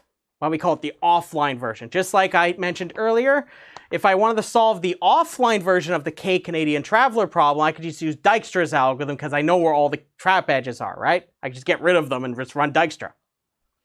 But now, this is going to be an important part for us. So just as an example, just to be very clear, if I give you a two-competitive online algorithm, that means that the answers I get are always going to be within twice as bad as the optimal. So it's always going to be 2 times away from the value of the optimal. You're going to see that's not going to be very optimistic for us in this scenario, but most certainly that's something that you can look for. So like I mentioned, we're not going to care, in this definition, we're not going to talk about efficiency at all. If we're talking about approximation algorithms in contrast, their efficiency matters. Very often, like if I gave you what was called a K-approximation algorithm, in that case, it would be that requires that it runs in polynomial time. Here, we're not going to care about that. But it's a desirable characteristic for an online algorithm to run in polynomial time at most. Okay? So that's the Canadian Traveler problem. We would like to get it so that this C competitiveness, I want to make this C as small as possible. I want to get it close to 1 as possible, right? Because if it's 1, that means that this ratio is no more than 1, meaning that it has to be the optimal answer every single time, right? But I must stress that if you're wondering what, in the literature, what this is called, this C is called the competitive ratio. So this is called the competitive ratio. So they call it competitive factor as well, but usually competitive ratio because of this definition. So are there any questions at all before we actually get into now some juiciness? Because we're going to start talking about algorithms now. So what I was thinking of doing is we're going to try starting off with our first strategy, our first online algorithm for trying to attempt to solve the K-Canadian Traveler problem, how to escape our haunted house. Is everybody excited? You're going to find that this first strategy is going to be a little bit weird at first, especially if you're thinking about just running through my haunted house just blindly, okay? But I assure you, it's something really easy for you to apply. So what I was thinking of doing is we're going to take a look at that.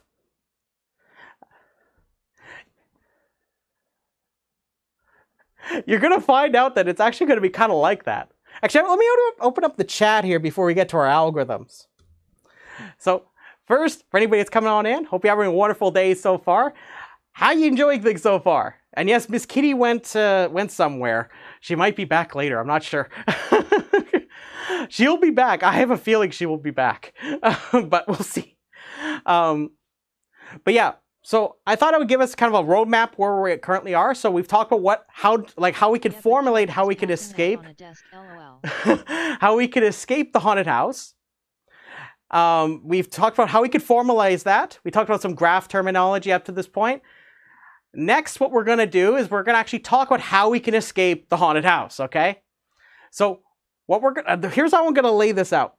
So actually, let me erase the board while we're at it. So if there's any questions also, put it in the chat. before we get to our algorithms, I want to make sure our terminology is clear.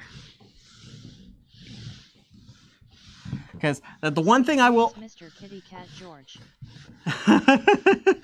Let me erase the board here while you guys are thinking about anything interesting, other than George on the desk, okay?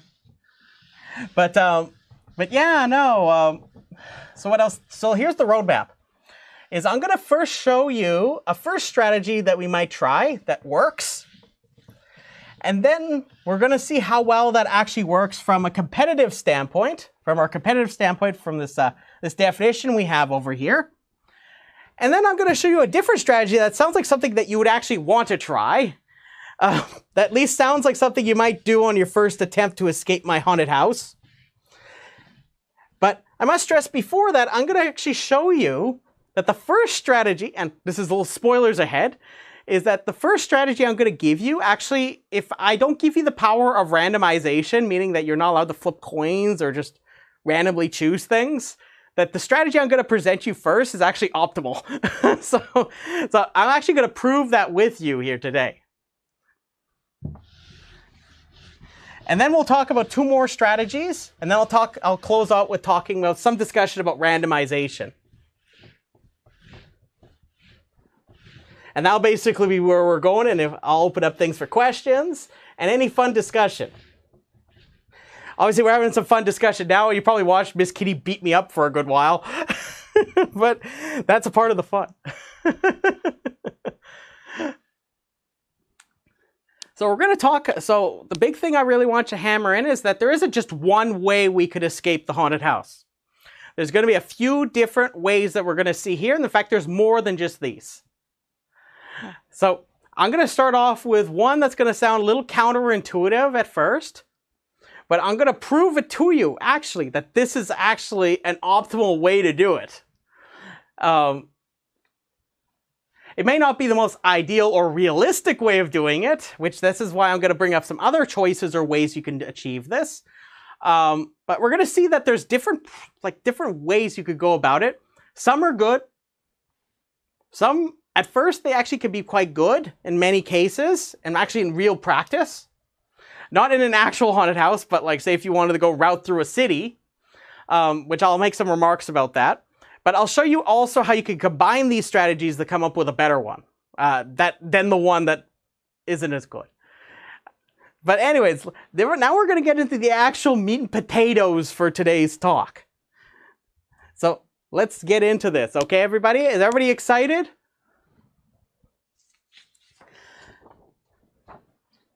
Okay, so now that we've talked about what the Canadian Traveler problem is, so just as a reminder, we're given an input weighted graph that's undirected. The weights on these edges are non-negative, meaning they could be 0 or greater. And I would like to compute a shortest ST path. However, a part of the input is what we call the trap edges. These are edges that we cannot cross over. However, we don't know where the traps are, except we know that there's at most k of them. And we only uncover or discover them when we actually run into one of the two endpoints of the trap edge. So I'm going to present you our first strategy here. So this is so the first strategy we're going to try. So this is our first strategy.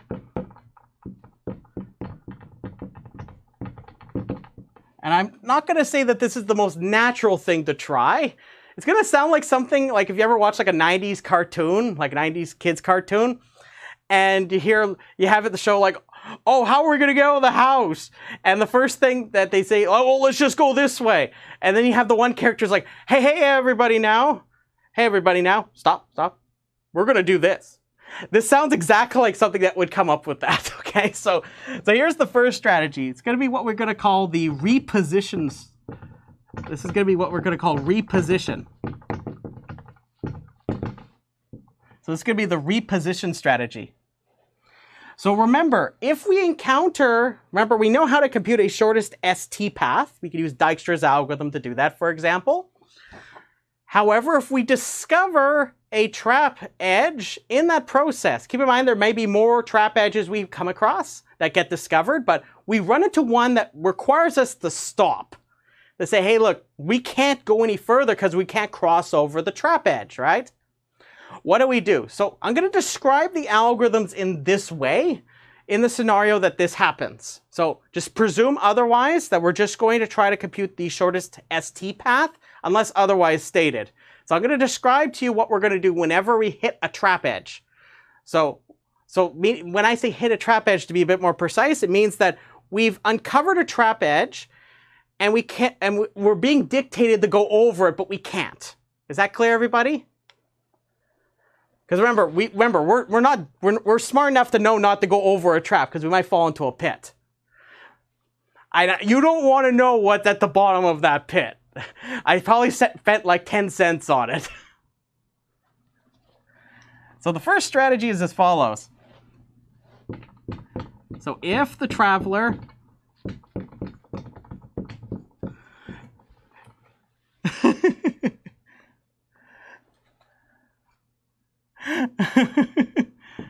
if the traveler is stuck, so I must stress when I say stuck, it just means that you simply cannot continue along the path. Meaning that you're instructed to go across it because you computed like an ST path, and you just can't because there's a trap there. If the traveler is stuck at a vertex U,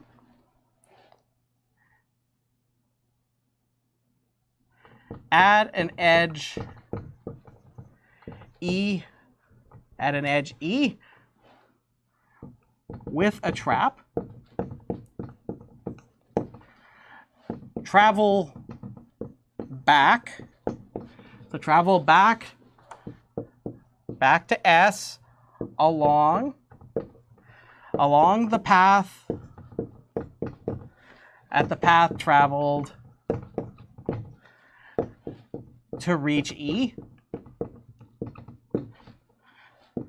Then next travel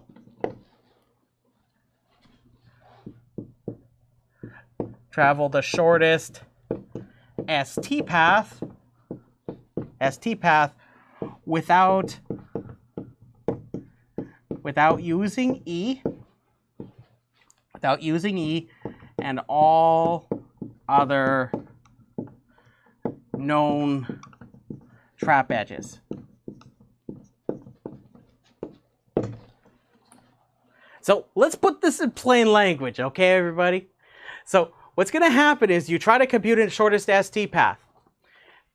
If you stopped at a trap edge, because first you uncovered it, but at the same time you're being instructed by the shortest ST path to travel over it, you stop there, and what the reposition strategy says is you're going to return back to S, so you're just going to follow backwards along the pathway you came, and then you're going to recompute a shortest ST path without using that edge and all other known trap edges. So does everybody understand the strategy? So essentially every time you botch finding T, you're just going to go back to S and recompute a shortest ST path without using any of the known trap edges. This should at first sound very intuitive. After you remember, if there's no trap edges, you can compute a shortest ST path, and that will get you well, you could use Dijkstra's algorithm to do that, right? However, if you know about traps, you could just simply ignore those edges and just compute the shortest ST path. However, we incur a cost, right? Where's the cost of doing this? Remember, I don't know where the trap edges are until I run into them. Well, what does the strategy tell me to do? It tells me to go back to S, right? So you're going to find that, as we're going to see in our example here shortly, is I get to that vertex where I get stopped, I have to go back to S, and then I have to go and find another shortest ST path. So you're going to find that this strategy, you go back and forth a lot. But this is why I say it's a little counterintuitive at first, and it sounds like something that the brainy 90s kids cartoon character would point out. Because remember, what do we know about the Canadian traveler problem? How many traps are there at most? How many traps are there at most? So this is going to be a very important integral part for how this works. So how many are there at most? So for example, if I knew there were 3 traps, too many. Say if there was only 3 traps, do you see how if I was stopped at 3 traps, I'm guaranteed on the 4th attempt that I'm going to find T, right? So there's a very nice property that exists here, is that I could potentially get stopped at K traps, and because the graph remains connected, even if I ignore those trap edges, I can still get the T. But I've eliminated needing to use any of those trap edges. So that's actually how you can ensure that this approach always will lead you to finding finding an ST path. I shouldn't call it a shortest ST path anymore, because the path that now you're computing is going to probably look like this. It's going to go back and forth, back, forth, back, forth, potentially, and it'll eventually get the T. So let's do an example. So I'm going to use the same map that we had before. I'm going to lay out some traps in here.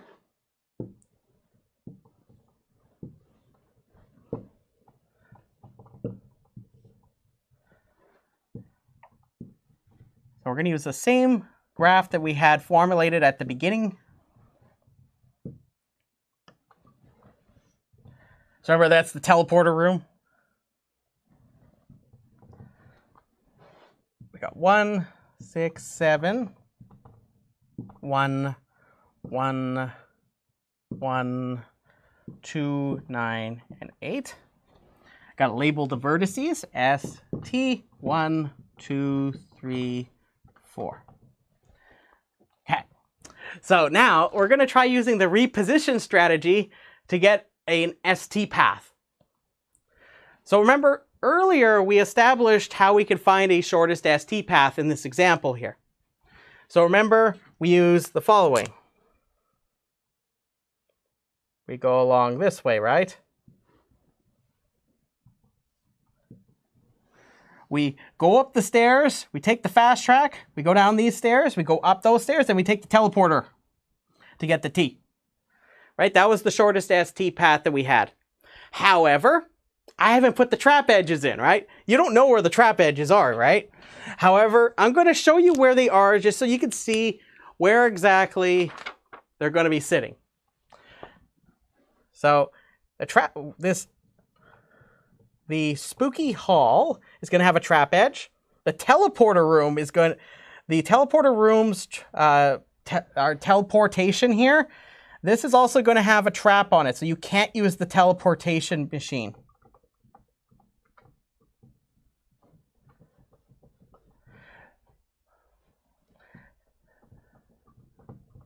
And of course, you can't take the fast track either.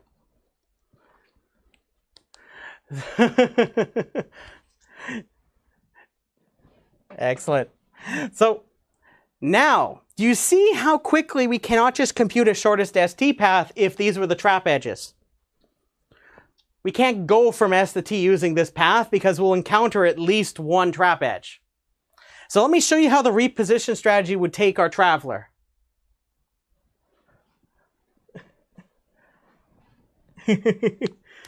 So what we would do is the traveler would first follow along the shortest ST path, right? That's what we established. We'll take the shortest ST path. And keep in mind, before we get going this way, we would discover this trap edge because we touch one of the endpoints, right? So we discover that first, this one right here. But we're not going to go that way, right? We go to vertex 1. We touch one of the endpoints of this trap edge so that we discover it. That means that we stop here, right? Because we can't go across the trap. So the reposition strategy says, hey, look, instead, now you're going to head back to S. So now go back to S, and you're going to compute a shortest ST path without using the known trap edges. So now we got to compute another shortest path, right? So let's compute another one. Let's get rid of the red here. Because we know that we're probably going to have a different path, right?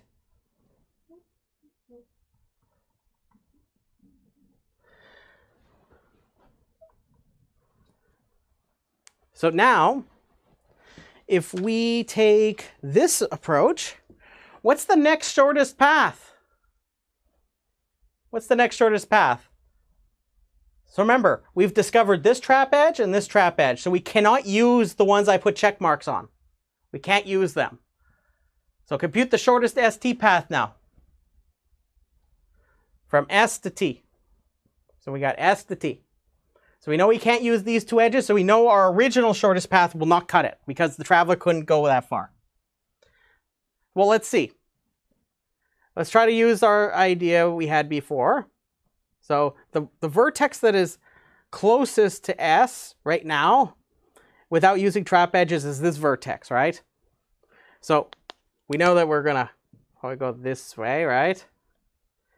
And of course, if I want to go to the next closest one, well, notice there's going to be no way, you know for sure, if I use this as part of my shortest path, we're going to run into this trap edge. However, it doesn't make any difference right now. We don't know it exists, right? We don't know that that trap edge exists. However, I will tell you that the next shortest ST path, the one that does not use the edges that I checked off there, is actually going to go up this way. The T. It's just going to go through the maze of doom. So taking a beeline right through the maze of doom is the next shortest path without using these two trap edges. Does everybody see that? But now you'll notice that the traveler now has a route to continue the path. Okay, let's go. So next, now the traveler is now going to go back to vertex 1. And it's going to go across to T. So the traveler reaches T and has not used any one of those trap edges. Does everybody see that? So you'll notice that all this is doing is just resetting the search every single time. So what's the length of this path? So it is 1 to get here, then 1 to get back, right? So 2. And then 1 to get to 1 again, so 3. Plus 8. So 11, right? Yeah, because we got 1, 2, 3, 11, right? So that's the length of this path. However, notice that in this case, it's pretty nice. I didn't have to go back and forth a whole lot. I'm going to show you how bad this gets in the coming moments. But is the reposition strategy clear to everybody? So you're just going to, whenever you're stopped, so you start off by computing your shortest ST path, you're going to try to follow along that, so the traveler will take that route. Whenever is stuck, so it cannot cross a trap edge that is discovered, keep in mind that you would never use a trap edge if you knew it was there, right? What you do is you travel back to S and you just continue this process without. So you just reset it, hence why we call it reposition. I just go back to S, I compute the next shortest path without using the trap edges I know. That's why it's called reposition. I'm going to have the pseudocode for it in the notes. But one thing I want to point out is that if ever, like I mentioned earlier, the pseudocode in the notes will use a set data structure, but you could easily modify it so you just label edges that you discover as trap edges. But I leave it more as a remark. Now, you might ask, Dan, how good is the reposition strategy?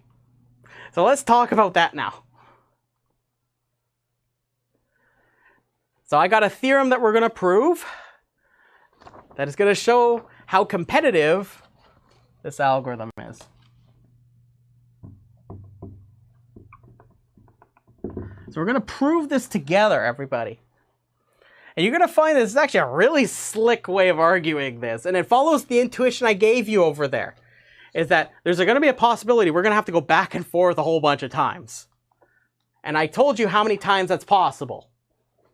So here's the theorem. So this was proven by Westphal in 2008. So I'm just going to refer to the whole algorithm. This is just what you would use in the algorithm. I'm going to refer to it as the reposition algorithm. The reposition algorithm is 2k plus 1 competitive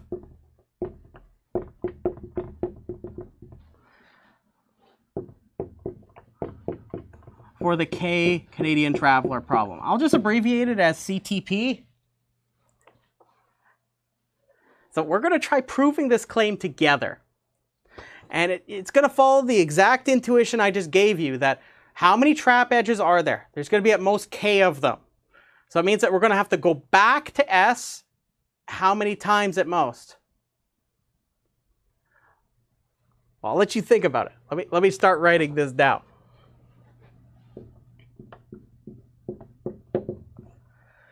So observe the traveler can fail to find T and return to S no more than K times, right? Because there's K trap edges that you could potentially run into. You could discover them but never traverse over them, but this is the upper bound on that. No more than K times. Then the traveler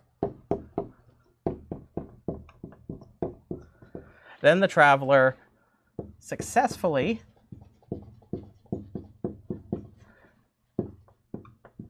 moves the T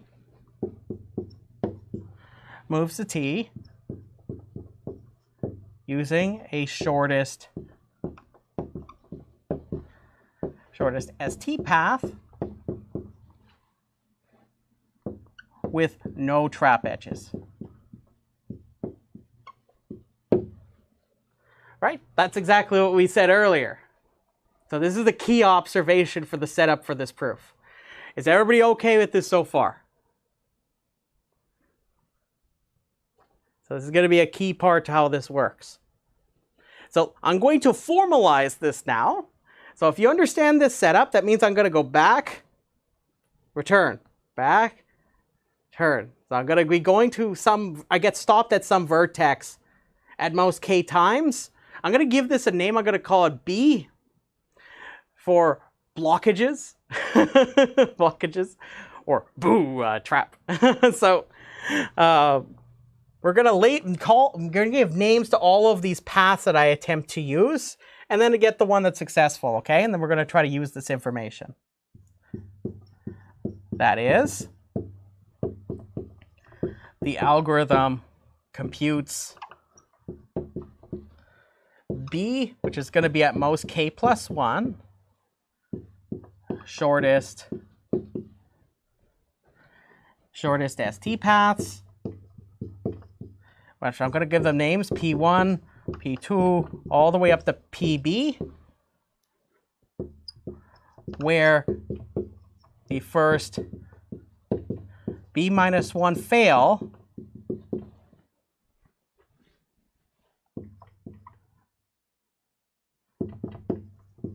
as the encounter trap edges.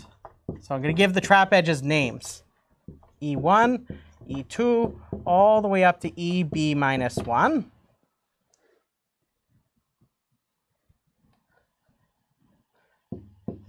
And the last path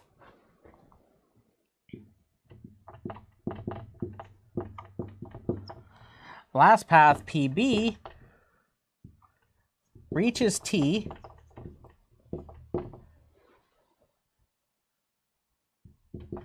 in a graph using edges. So it's gonna use edges. So that graph is gonna contain the edges E. Those are the ones that we have in our graph. Where I remove, this is what the set minus means. That's set minus. I get rid of all the trap edges that I've found. Right, that's what it does. That's what the reposition strategy does, right? So this is just a formalization of this. So now that we have that information, I'm going to formalize sets that are going to represent what the algorithm has as information about the trap edges at each time during the execution of this algorithm. And I must stress the reason why I wrote it as B is because it could be the case that the algorithm actually doesn't go and encounter all K traps, right? It could happen earlier. But we're going to need this helpful bound for when we try to figure out the competitive ratio.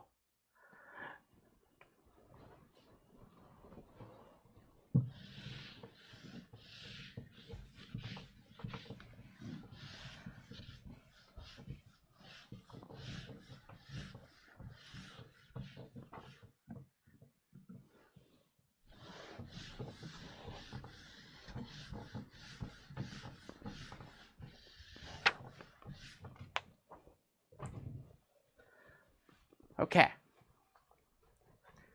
So now I'm going to define I want to define what the current set of edges will look like.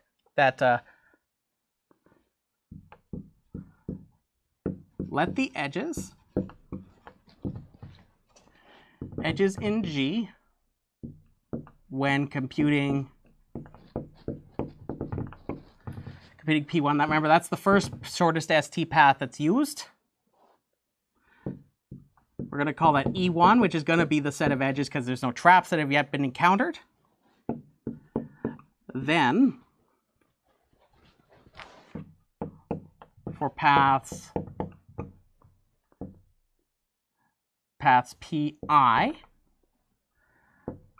where 2 is less than or equal to I is less than or equal to B, let EI, so remember these are going to be the set of edges that I'm using to compute that shortest ST path at that time for that path. It's going to be the set of edges in E such that E is not in E1, E2, all the way up to EI minus 1. My spider friend, you're getting in the way. So essentially, and this makes complete sense, right? So let me write this in plain language for our proof, okay? So notice P1 contains edges in E1 where E1 is in the path, right? Remember E1, this lowercase e1 that's the first trap edge we're going to run into. That's in the first path that gets computed. P2 contains edges in capital E sub 2, where the second trap edge encountered is in P2, and so on, until path PB contains edges in EB, in capital E sub B, but sends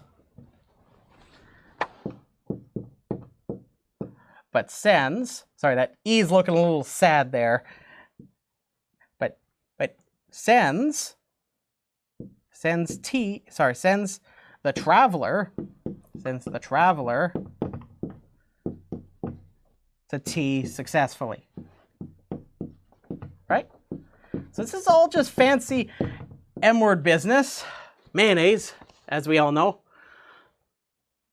That is all it's saying is, every time I compute a shortest ST path, every time I fail, there's going to be less edges I have available to me to compute the shortest path.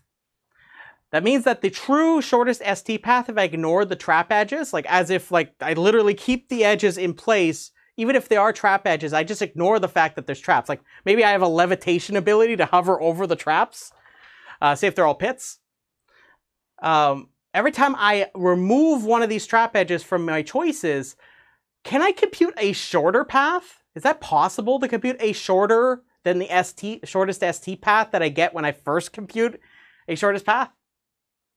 Not really, no, because if I attempt to find another shortest ST path, it's going to be probably the second shortest, right? At worst, right? It's going to be at least, it's not going to be any better. It's always going to get worse. So that gives us our key observation. Observe that the set of edges in E1 is a superset, meaning it contains more, it has an edge that differs from E2, but it has all the edges in E2. And so on for all of these sets of edges. Because remember, each one of them, I take away a trap edge, right? That's what it says. So all this fancy stuff is just saying, hey, look, I remove a trap edge. So the trap edge is gone. That means that I potentially, if I try to find another shortest path, it's going to be using one, it's going to have one less edge in it, right? But it has all the other edges. So we go from more general to more specialized as I remove edges, because they're trap edges, right? And these are what I'm using to compute shortest paths, right? So what does this mean? That means that the length of P1 is at most the length of P2, which is at most the length of P3, and so on, all the way up till it's at most the length of PB. So this is going to be our best friend here, okay? So let's watch this. Then the length of the path computed is at most the following. Now remember, whenever I fail to find T, I went to some vertex, then I come back. You'd agree with me that if I just capture the length that it takes me to get to the vertex I stop at, if I include the other edges that would get me to T if no trap edges were in my way to prohibit me, that serves as an upper bound on how long the trip would be to get to that vertex, right? So we're going to use that information for some of our little bit of algebra here. So watch this, watch this. So we're going to now derive the competitive ratio. So all it's going to feel like is I'm just going to take the information we just laid out, and we're going to see that all we have to do is just kind of put a little cherry on top, just to point out what the optimal is. And that's the cutest part about the proof. So watch this. So I'm not going to tell you what the cherry on top is. I want to save that. So I'll let you just pick it up and just put that thought in the back of your mind just for now. Just like a feather, just put it in the back behind your ear, or like a pencil. Just keep that there for now. So let's measure out using that observation I just pointed out. So I have an attempt to find T and I fail, right? So that could be no more than the time it takes me to get to that vertex stopping. But I'm going to include and compensate by including also the rest of the length of the path that gets me to T, but it obviously can't get there. So imagine I give you some path PI. So this is just going to be the distance it takes for me, and possibly more. So it failed to reach T in this one attempt. And then, of course, what does the reposition strategy do? You go back to S, right? Which surely cannot be longer than just the length of PI, right? So you return to S. But how many times do you fail? B minus 1 many times, right?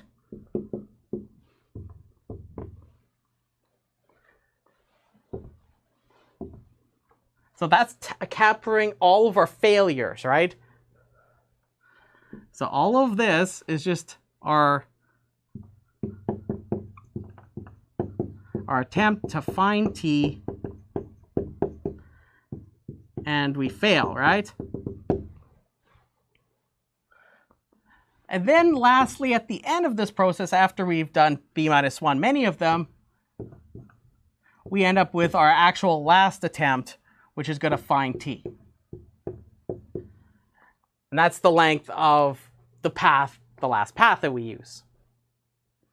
But here's the catch. Here's the catch. Based on the inequalities I have over there, I can replace each one of these pi's with pb, because the length of pi for any one of the i's except for pb, all of them have to be either the same as pb's length or is pb, right, in the length. Because it only gets longer, right?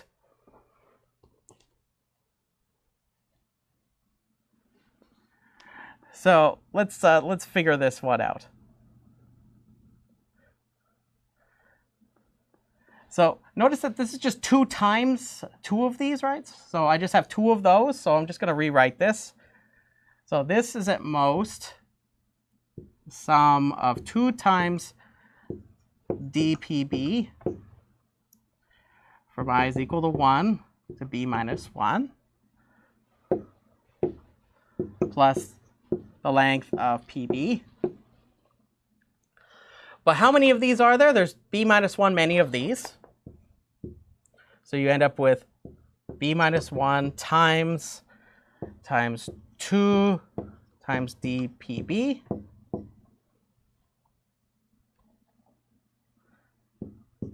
plus dpb.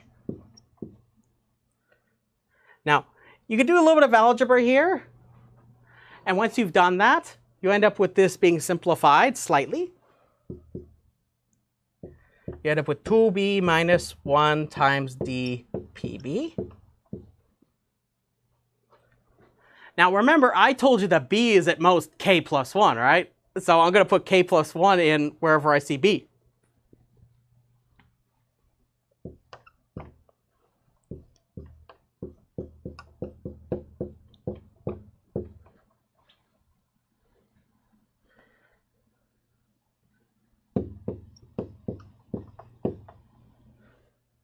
And now, notice that 2 times k is 2k. We got 2 times 1 is 2. So I have 2k plus 2 minus 1. So I end up with 2k plus 1. This is 2k plus 1 times dpb. Now here comes the best part about this. So let's talk about what the cherry on top in this proof is. I haven't told you what the optimum is at all. Does anybody see what the optimal solution actually is? So think about this very carefully. Very carefully, everybody. Think very carefully. What is the optimal solution? So remember, for the b minus 1 attempts, they all fail because they encounter an edge.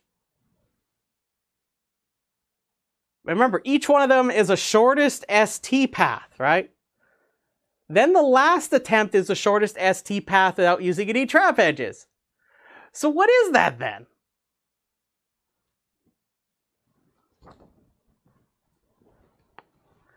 What is PB actually? So here's an observation. I would recommend writing this as a proper sentence. But here's an observation, that the optimum is actually equal to the length of PB, because this is the length of a shortest path without using any of the trap edges, right? That's what it is. There's the cherry on top. Because remember, PB was a shortest ST path that doesn't use any trap edges, and keep in mind, it doesn't have to be exactly PB. It could be another path of the same length. But here's the catch. That means that the competitive ratio has to be as follows.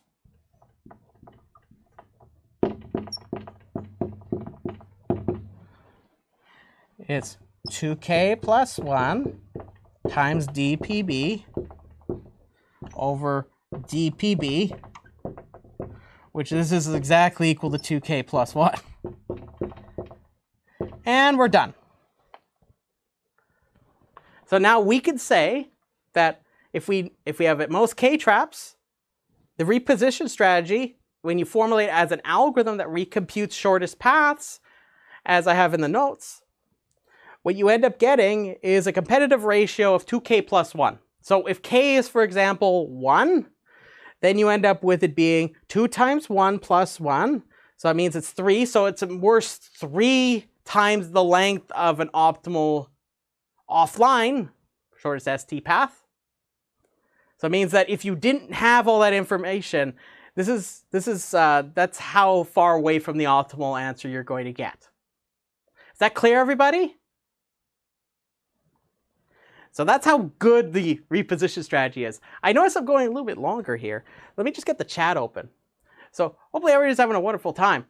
But yeah, so this is our first kind of result that we came up with. This is actually going to be one of 2 proofs I'm going to show you. I'm going to do the next proof with you. That's actually going to illustrate that this strategy is actually optimal if we're talking about deterministic strategies. This means that I'm not allowed to use coin flips nor any version of randomization. So it means that what I tell you to do, there is no way that when you do it once and you do it again, it's always going to have the exact specification and it's going to do the exact same thing every single time, okay? So this is in contrast to using randomization where the coin flips will influence the choices that you make. So it means that when you run the algorithm or use our policy more than once, you may end up with different outcomes for where exactly you go. Is that clear, everybody? So I'm going to actually show you that the reposition strategy is actually optimal. So you know when that the brainy 90s cartoon kid told you, let's just go back and figure out another shorter way. That strategy is actually pretty good. Very counterintuitive at first, because if you actually think about it, it's like, okay, well, I may have to retread going back to S a lot of times, right? So what I'm going to do next is I'm going to erase the boards. And if you have any questions, by the way, put them in the chat. Let me also know what your plans are for supper. Because there's always a lot of fun things out there. I mean, with my low budget haunted house, you got to think about it. What am I going to have? I mean, I had cheese and crackers, but they're very exotic types. Instead, maybe I have a can of tomato soup, which is pretty good stuff too. Man, some grilled cheese with that? That's good stuff. That's what we call premium at my haunted house, okay? It's good stuff. So let me just erase the boards here. But no, let me know how things are going. If you have any questions, tell me. Don't be shy. Wasn't the cherry on top a little bit of an interesting surprise?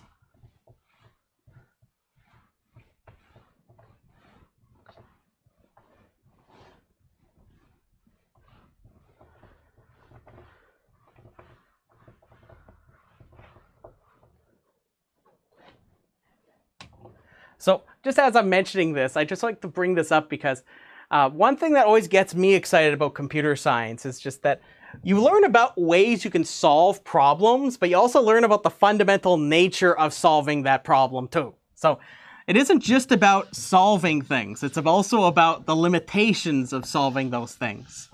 It's one of the things that doesn't get as nearly as much love in computer science, even though traditionally it's very much an integral part of how the field formed. At least from from the M-word standpoint. So I'm going to show you that, and keep in mind, a lot of the ideas we talked about here, they're just as applicable, whether it be driving on a road to escaping a haunted house. That's the whole point. And even then, it's just fun. I think it's fun. So hopefully you think it is too. So what I'm thinking next we're going to do is we're going to establish a lower bound result showing that the Westphal approach, the reposition strategy, is actually optimal. And we're going to actually show this theorem in the same context as what Westphal gives.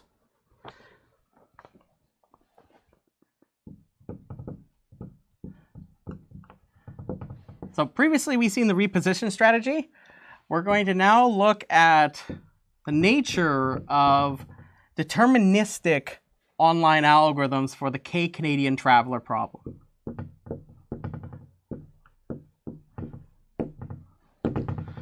So there is no deterministic.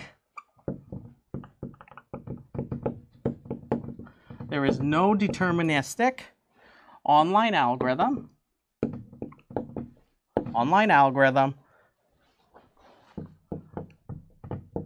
that has competitive ratio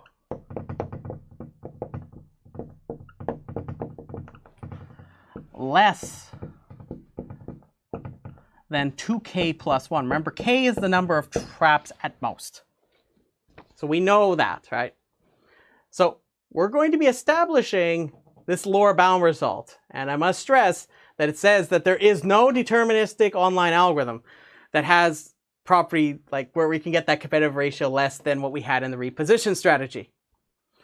So you're going to find that the intuition that we had before is going to be rather helpful for how this is going to work, okay? And remember, the claim is about any deterministic online algorithm, right? It's any one. It's not just the reposition strategy. It could be any other deterministic strategy. So our proof has to apply no matter what the strategy is, what the algorithm is, what the policy is. So here we go. So you're going to see right away that I'm not going to make any assumptions about what the algorithm is other than it's deterministic, okay? That means that there's no coin flips, no randomization. That means that when I execute it once, it'll give me the same outcome, as opposed to if, say we're talking about randomized online algorithms, that's where you have coin flips, and the behavior of the algorithm can change due to those results of those experiments, those randomized experiments, like the coin flips. So we're going to consider, so the game plan's as follows. I'm going to consider any deterministic online algorithm, and I'm going to construct an instance that uses information about what that algorithm does. This is going to be something that's called an adversarial argument. So an adversarial argument, the way it works is that we're going to be constructing an instance that will always push the algorithm to do as much work as possible until it can get its answer.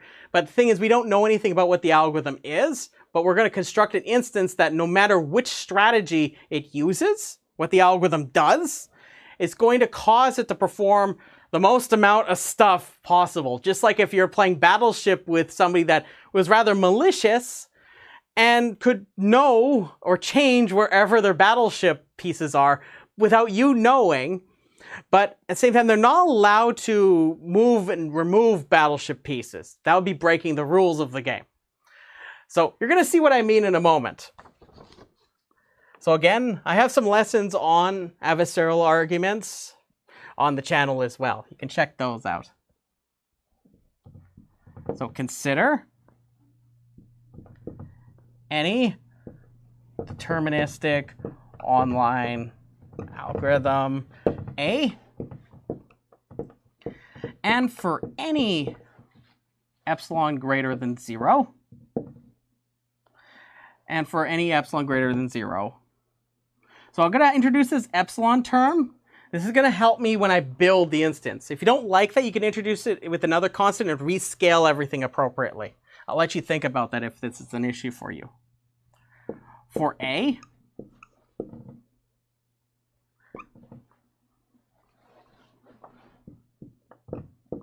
construct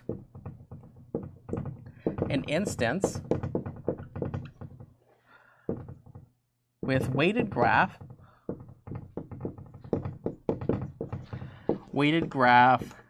G is equal to VE as follows. So here's what I'm going to do. I'm going to draw a picture. If you want the actual explanation, it'll be in the notes because I just want to save you some time. So I'm going to construct this graph, and it's going to look like this. So I'm going to have S and T. And then I'm going to introduce exactly K plus 1 disjoint paths. The only thing in common are S and T. So it's going to have a path that goes from S to V1 for the first path. Its weight of the first edge is going to be 1. The second edge is going to be epsilon. Then I'm going to have a second path V2, it goes to T, weight 1, second edge, weight epsilon. And we're going to keep doing this. So you're going to have a whole bunch more, potentially, depending on what K is.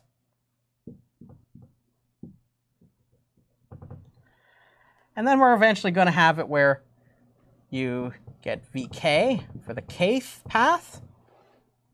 Again, weight 1, second edge weight epsilon. And the last one is going to be VK plus 1 with weights 1 and epsilon, like this. Now, I haven't told you where the traps are, okay? So what I'm going to do is I'm going to make a little interesting observation here. Notice that when I give you this graph, finding a path from S to T, notice you could just simply go across one of these paths, right? Notice that if you actually think about it, I'll try to let you convince yourself of this, but here's the main observation.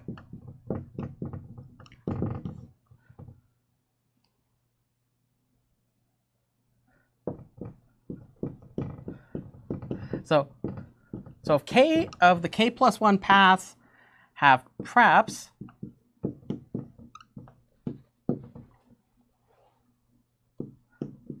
for A,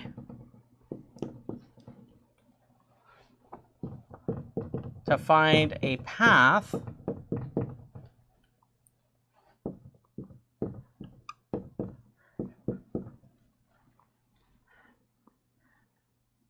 should the first K be trap edges, oh, sorry, have trap edges, have trap edges, have trap edges,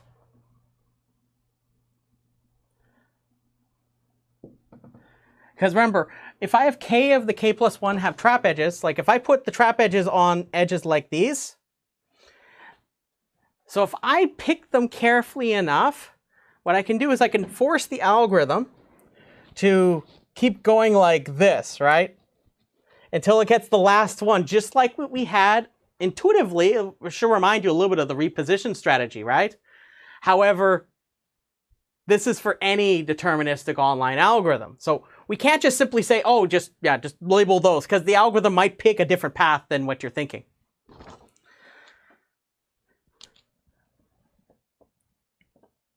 So if K of the K plus 1 paths have traps, for A, to find a path from S to T,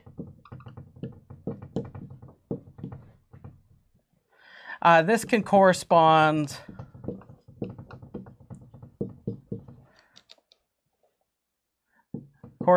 to some permutation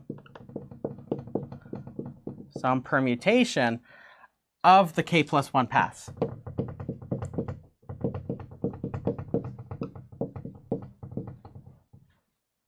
So the permutation tells you the order the paths are examined.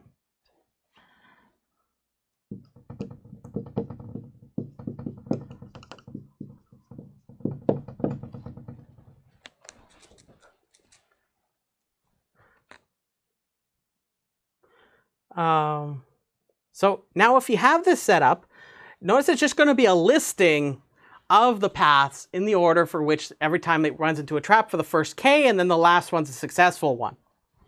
So here's how I'm going to set this up. So let path Pj be the final path,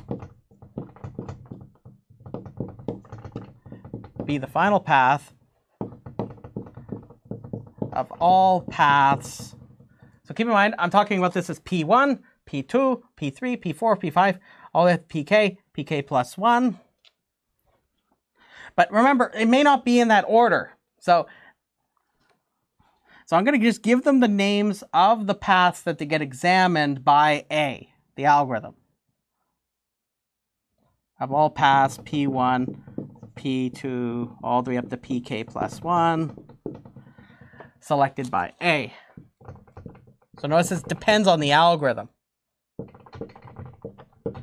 So P1, P2, all the way up to PK plus 1. These are going to be the paths that get selected.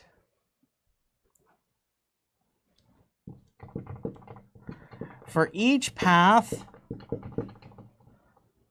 Pi with I is not equal to j, remember Pj is the last one, set a trap on the edge vi t. So as a result of this, you get how many edges? How many traps? K. You get K traps. So you're going to set traps, like for example, if the algorithm examined all of them in the order from 1 to K plus 1, which it doesn't have to, just to be very clear. What will happen is it'll set a trap here, set a trap here, set a trap here, and so on and so on. And then it'll leave this one open so you can get to T. Again, the whole idea is that you're trying to build an instance that causes it to perform at least a certain amount of work.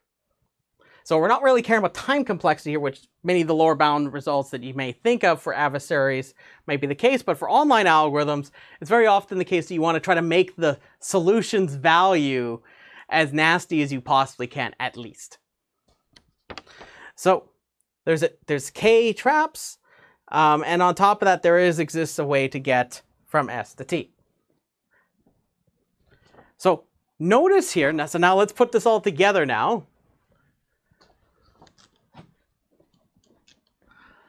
So regardless,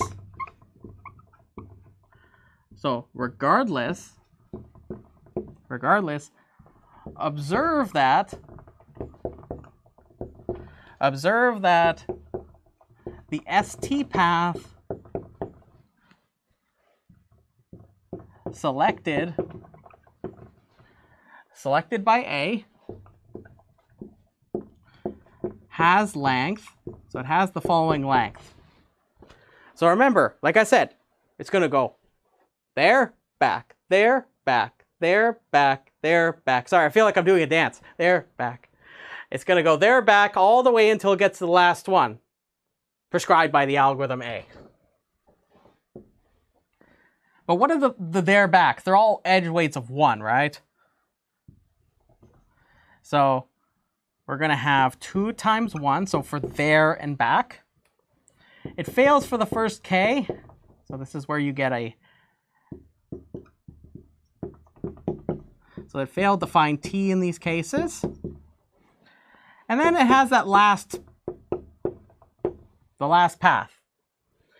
If you simplify this, you end up with 2K plus 1 plus epsilon. But what's the length of the shortest ST path if you knew where all the trap edges are? What would it be? You just use PJ, right? Remember, PJ is the one that is actually the one that will be successful. It's the last one. But the thing is, that's also the optimal offline solution, right? Well, that is one.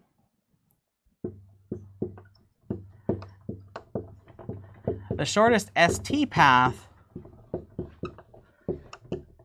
has length 1 plus epsilon by taking path PJ, right? And it's PJ only. It doesn't have any of this back and forth business. It just goes across PJ to go from S to T, right? That's all it's going to do. Nothing else going on. There's nothing else to see here. So now let's put this all together.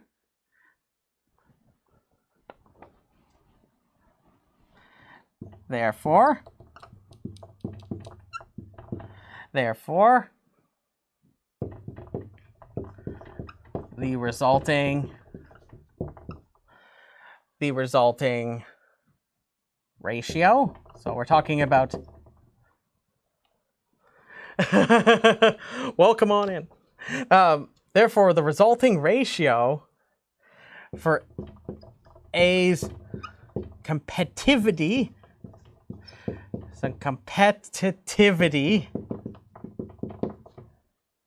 cannot be less than the following. Because remember, this ratio is regardless of what A does. Remember, that's the whole trick here. Is that this argument works regardless of what the algorithm does. So remember, we built an instance that will cause the algorithm to do is, we try to lead it as long as possible, okay? Cannot be less than. So remember, this is the value of the solution that we get. The length of that path is 2k plus 1 plus epsilon, all over the optimal, which is 1 plus epsilon. Which proves the claim, as epsilon is greater than 0. So if you're wondering why this is the case, if you're not seeing it right away, actually I should make sure I indicate the end of the proof. If you're not seeing this last point right away, just note that this ratio is less than 2k plus 1. That's the first thing. The other thing is that if you take epsilon, so if you're looking at this really quickly and you're not sure, just take epsilon and approach 0. You'll notice that this goes to 2k plus 1. So it's less than 2k plus 1. And also, if you take epsilon and approach 0 with it, for this ratio, it's 2k plus 1. So this proof actually tells you that for any deterministic strategy for the K Canadian traveler problem, aka escaping our haunted house, it cannot have a competitive ratio less than 2k plus 1. And we already established that the reposition strategy matches 2k plus 1. Very fascinating stuff, right? Let me get the chat open. Now, welcome on down, welcome on down. Give me sufficient time, maybe, and maybe I will. Maybe I will. How are you doing today? I hope you're having a wonderful day. But yeah, no, so I wanted to, just for those that are hopping on in. Much time. It's called us having all a good time. That's really what it's about. So let me just recap where we are. So what we've got is we seen the reposition strategy. We showed its competitive ratio is 2k plus 1, where k is the number of trap edges.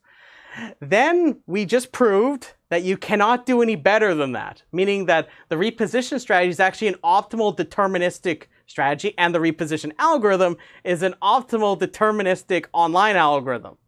So meaning that, just for those that maybe missed it earlier, I'm not sure, if you take a shortest ST path from S to T, you walk that with your traveler, you just take your guy, route him through, and you hit a trap edge, you can't go any further.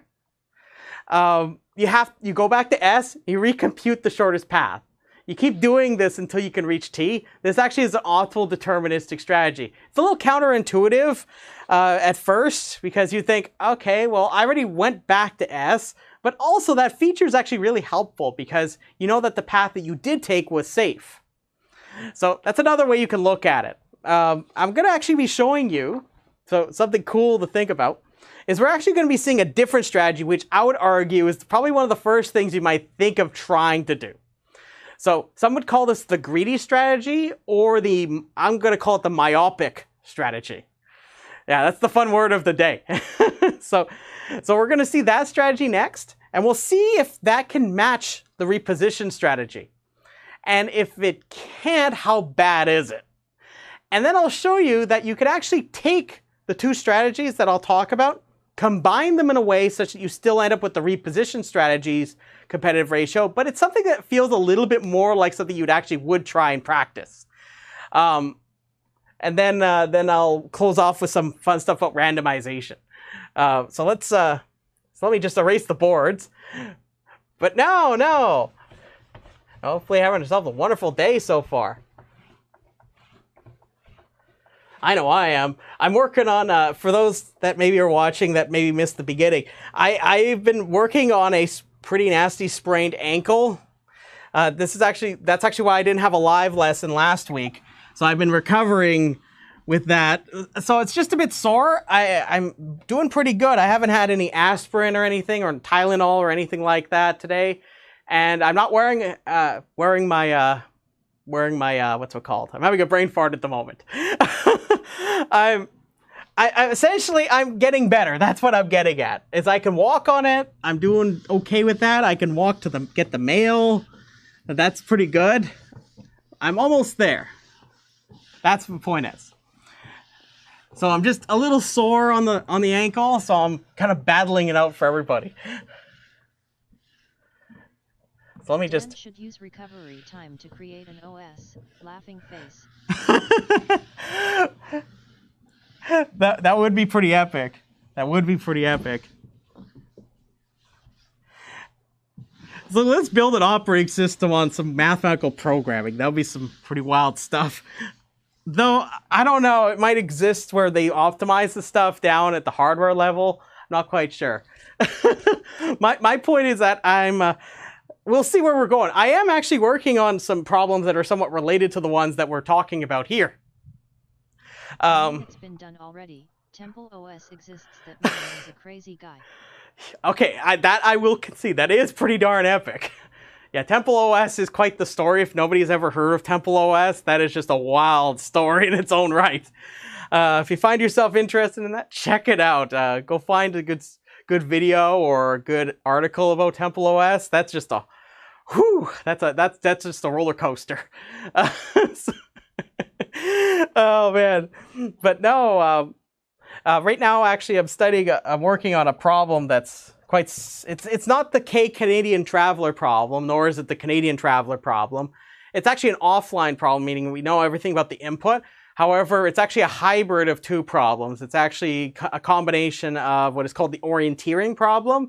This is where you route an agent through a network, or graph, as we would talk about it. And we also want to combine it with the fact that they have a time limit. And they're also going to have a knapsack because they're going to be basically playing out 0 and knapsack along the route. So it's actually a combination of that mixed with the fact that they have profits so that there's an incentive to visit all the sites. You can also imagine it like you're playing a big game of what is called orienteering. You can think of it as a big scavenger hunt where you're trying to grab stuff. So you try to get to as many places as possible within the time limit. But you also have a limited amount of space to put your items that you get at the special sites that you get to. So right now I'm coming up with some pretty neat stuff around approximation algorithms and some interesting theory because there isn't a whole lot of it that exists for that problem. Right now it's been sort of a thing that people in meta-heuristics have been studying, but not really. There hasn't been really much established other than, oh yeah, it's knapsack mixed with orienteering. That's all we know about it. So I'm doing some work with that with a couple colleagues. But yeah, no, what was I doing? Oh yeah, sorry, I'm getting really excited here. My pimpin' wizard hat is what gets me going, okay? It's either that or adrenaline. I'm not quite sure.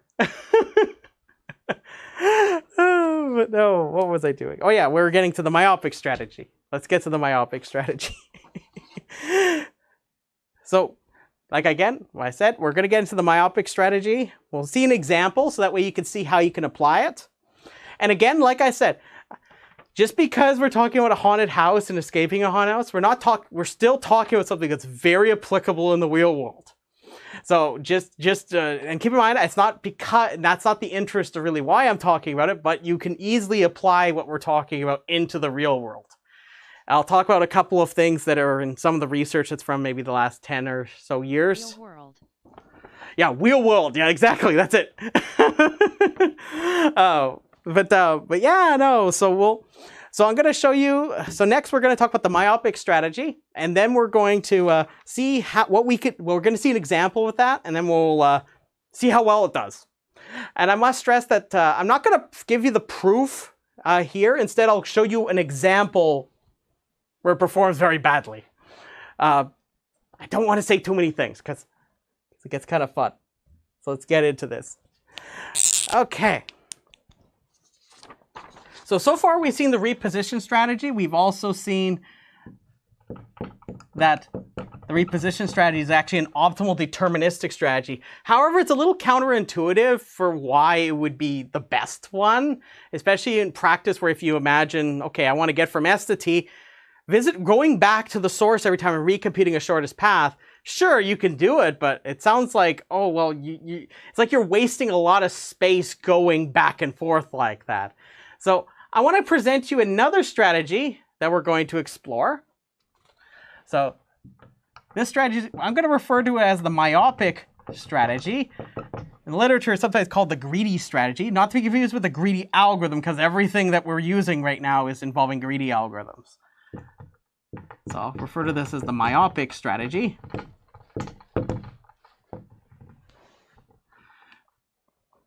So here we go.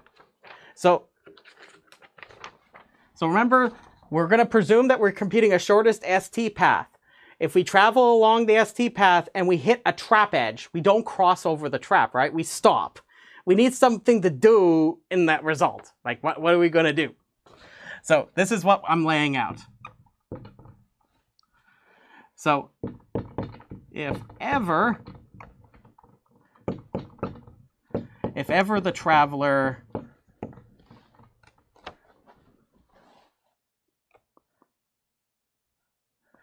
has to stop at a vertex U as it reveals a trap edge E. That G is looking a little sad there. Trap edge E. So it can't continue any further because you can't cross over the trap. This is what we're going to do. So instead of going to S, we're just going to continue down this way. We're going to travel next. So next we're going to travel the shortest UT path. So we're going to go from U to T. We're going to find the shortest UT path without E and edges discovered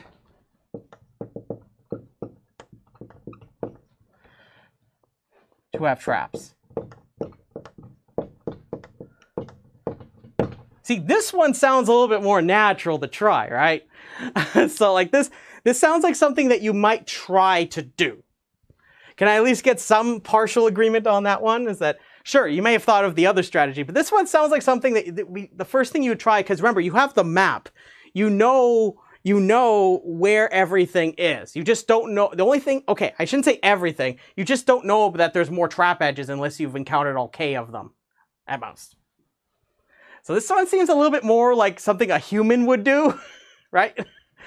This sounds like something that the first thing you might try to do. So again, the pseudocode for this I'm going to include in the notes, just for the sake of time. But I'm going to do an example with you to show you how you would carry this out. So let's do an example. So I'm going to use the same haunted house layout that we had before.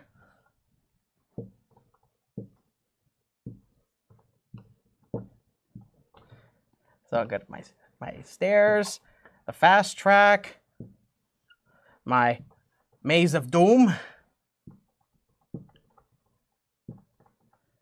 and of course I got stairs here to go back over here.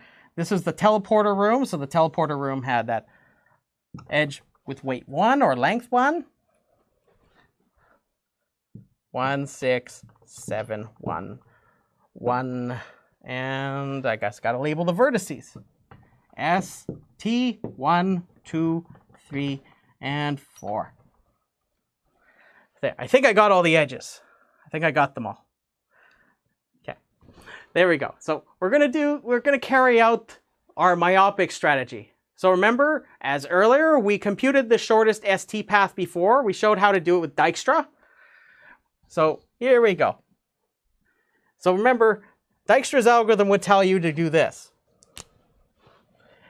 Take the traveler from S. You're going to go like this.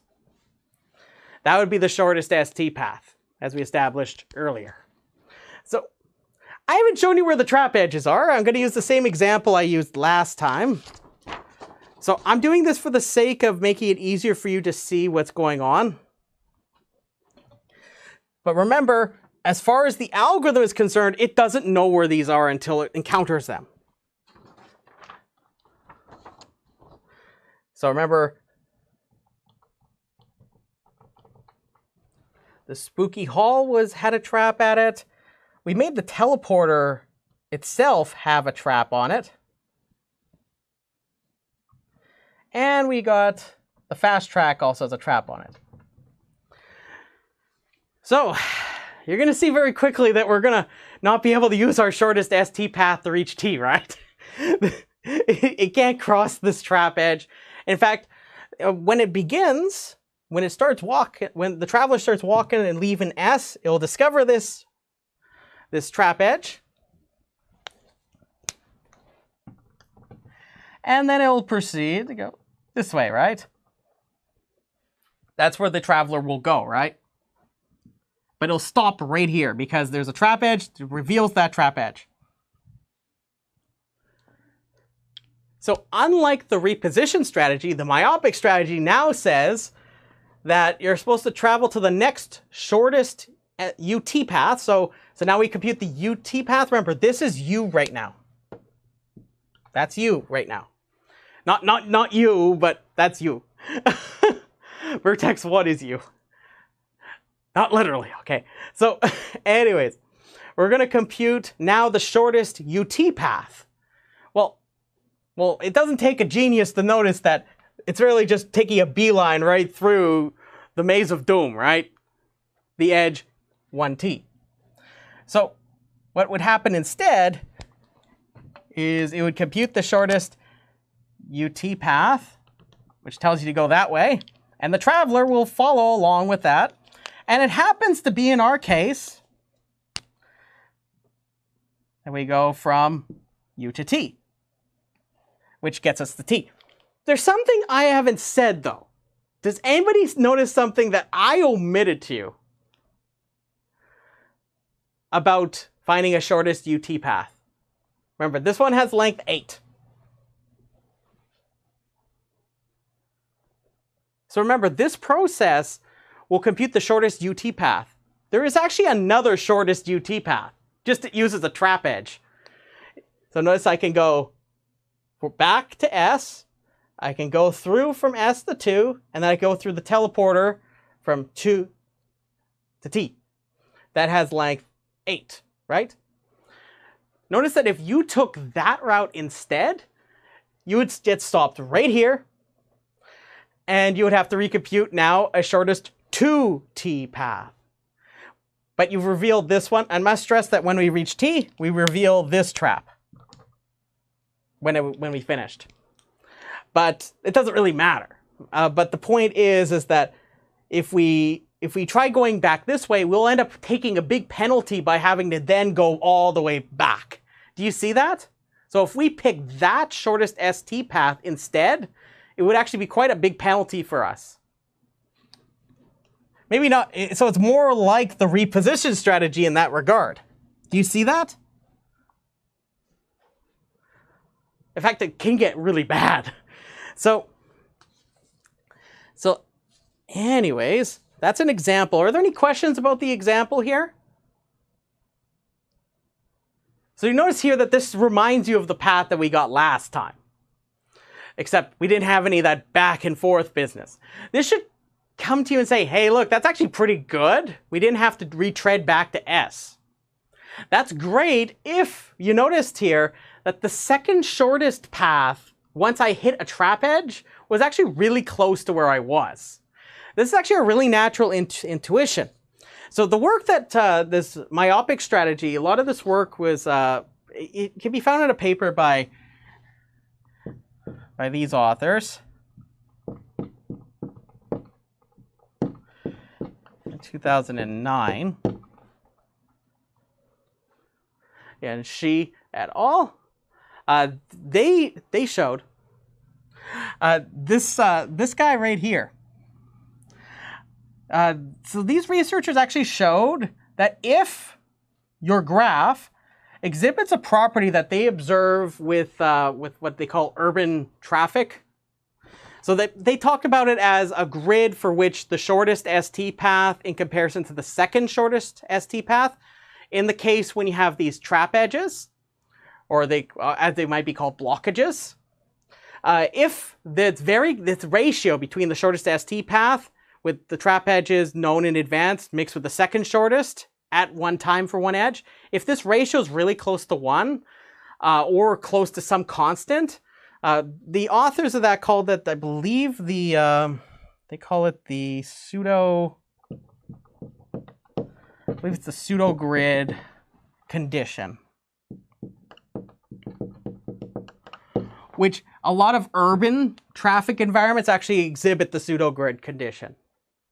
And in the paper that by these authors, they show actually there's a couple of cases for which you can get the competitive ratio if you were to actually sit down and actually prove it with the myopic strategy.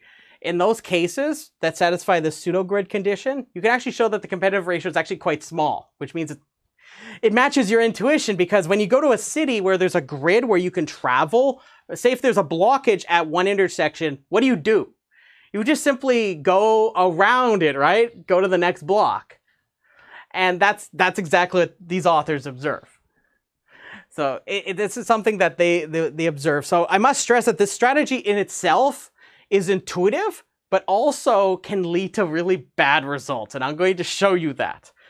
So this pseudo-grid condition, they discuss that in the paper I've mentioned in my references. If you want the paper specifically, just bug me at the end of the talk, okay? So let me just want to make sure I get the name of that condition properly. Yeah.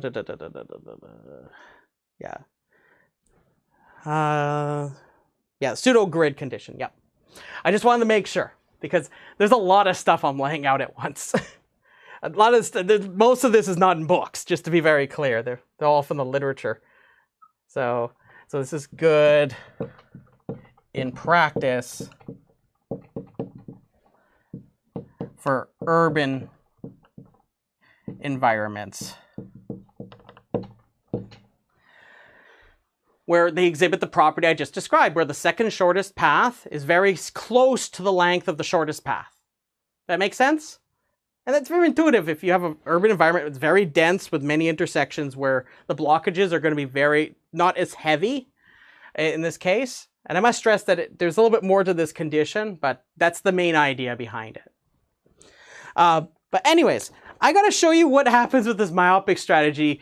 Because remember, in this example here, I happen to just pick the shortest UT path. However, I could have been rerouted all the way through a good chunk of this graph and then gone all the way back, right? Well, I'm going to show you that it's even worse than this. So let me show you what I'm talking about. And it's going to be one of the funniest things I'm going to draw on the board today. So I'm going to feel like John Madden here. So just prepare yourself. Prepare yourself. So here we go. So I'm going to try drawing you an instance where the myopic strategy is going to not really work well at all. So I'm going to have S. Actually, I'm going to draw it a little bigger. I'm going to need a lot of space to do this. Make sure you get your latest version of Madden, okay? Sorry, it's a Halloween themed show, okay? So let's get into this. So I'm going to have S. I'm going to have T. I'm going to have a vertex right here. So prepare yourself. If you're drawing this, leave yourself some space, okay? This is going to be a little bit of a gong show here. I'm going to introduce another edge here. So this is going to be an instance that I'm going to construct for any epsilon that is greater than 0. So just presume that there's an epsilon greater than 0. So the intuition will be that epsilon is very small. But it doesn't have to be. So we're going to have an edge that goes from S to T directly, called with a weight 1 plus epsilon. This edge is going to have weight 1 minus epsilon over 2, and this edge weight is going to be epsilon over 2. Okay, before we get into the full-blown instance, I'm going to talk about this. So let's see here. We've got, if I were to ask you what the shortest ST path is, which one is it? Is it from S to T directly, or is it through that vertex over there? It's this one, right? That one right there. We wouldn't take this one, the one that loops around like that. We would like to take this one because its total length is 1. Do you see that? So its total length is 1. So that's the shortest one. But what I'm going to do is I'm going to put a trap on this edge right here. Where's my green marker? Now let's get this. Well, this one smells like apples. So I have fun scented whiteboard markers. Oh, I've had this one for close to a decade and it still works. It smells like green apples. I would not recommend doing this with any old whiteboard marker, okay?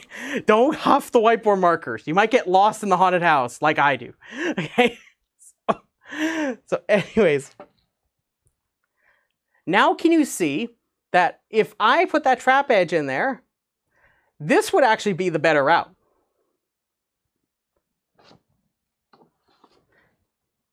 In fact, it is. It's just that whiteboard markers, man. So anyways, I'm going to show you where the optimal ST path is. In this case, it's right here.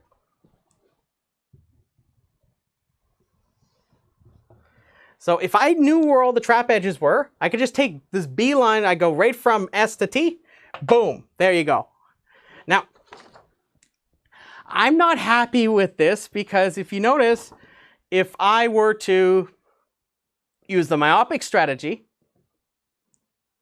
it would tell me to go here, right? Because this is the shortest ST path at that time. Then it computes the shortest ST path. And so what it means is that I can't cross this, so it comes back this way and then zooms around like that, making the myopic strategy have a longer way around. Do you see that? Now, I don't want to actually have that happen though. So what I'm going to do instead is as follows. What I'm going to do is I'm going to create a path that's going to make the myopic strategy go further and further away from the source, which happens to have the edge that is the optimal ST path. I'm going to try to drag the traveler further and further away from S and get a path that goes to T.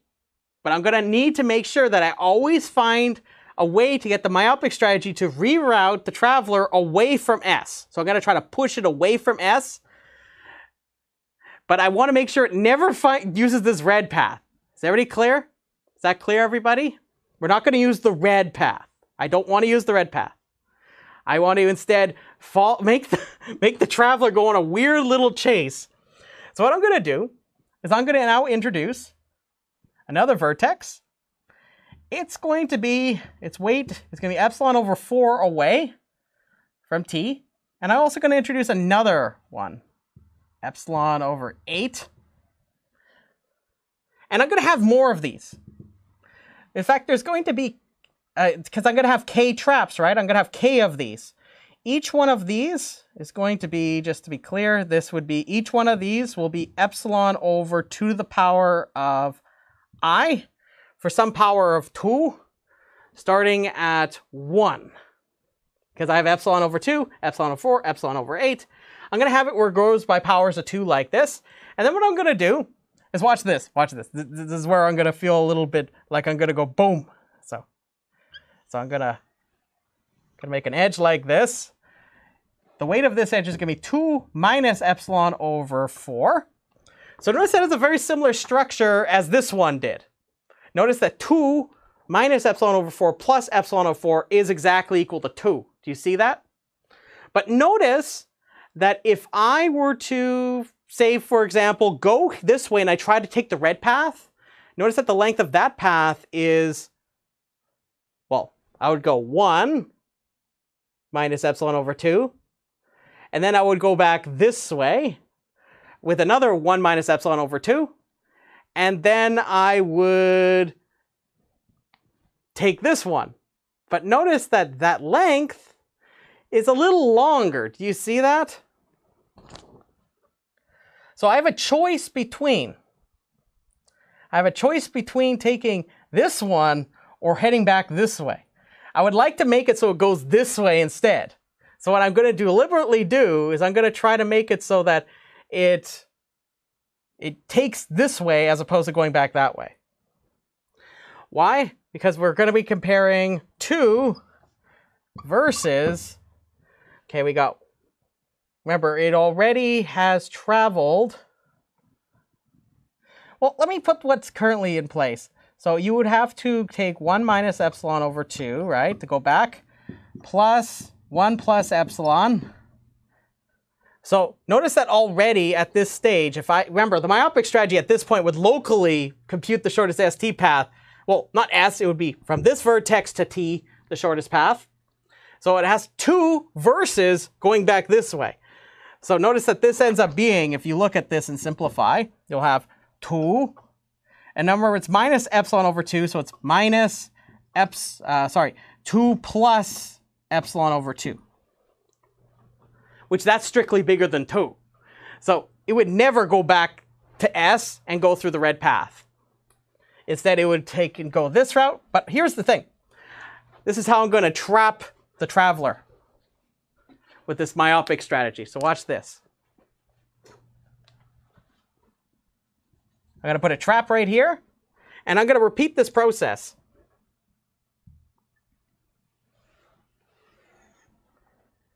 So I'm going to make this weight be 4 minus epsilon over 8.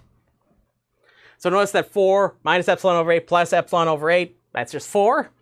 And you could show that the alternative route will always take the form of like some power of 2 plus epsilon over that power of 2. So it always ends up being that you would always want to go this way, not go back to S and through the red path. So we're going to put a trap edge here. And you're going to repeat this process. I feel like I'm drawing a turkey. You know those children's art books where you have like the turkey and you like put it down and you're tracing it out and then you make it into a turkey? That's what I feel like I'm drawing right at the moment. So I got 8 minus epsilon over 16. And you'd keep doing this until you eventually get the following edge weight. Keep in mind there's more trap edges in between here. There'll be k of these. The last one will be 2 to the power of k minus epsilon over 2 to the power of k plus 1, which you should expect because every one is the power of 2 minus epsilon over the next power of 2. And here's the catch. Based on what I described to you, which I'll have more details in the notes, and notice that there is no trap edge right here, just to be very clear. This is the last one. Notice that notice it's epsilon 2, 4, 8. Is this going up 1, 2, 3, 4, 5, 6, all the way up to k plus 1. So there's k plus 1 possibilities here.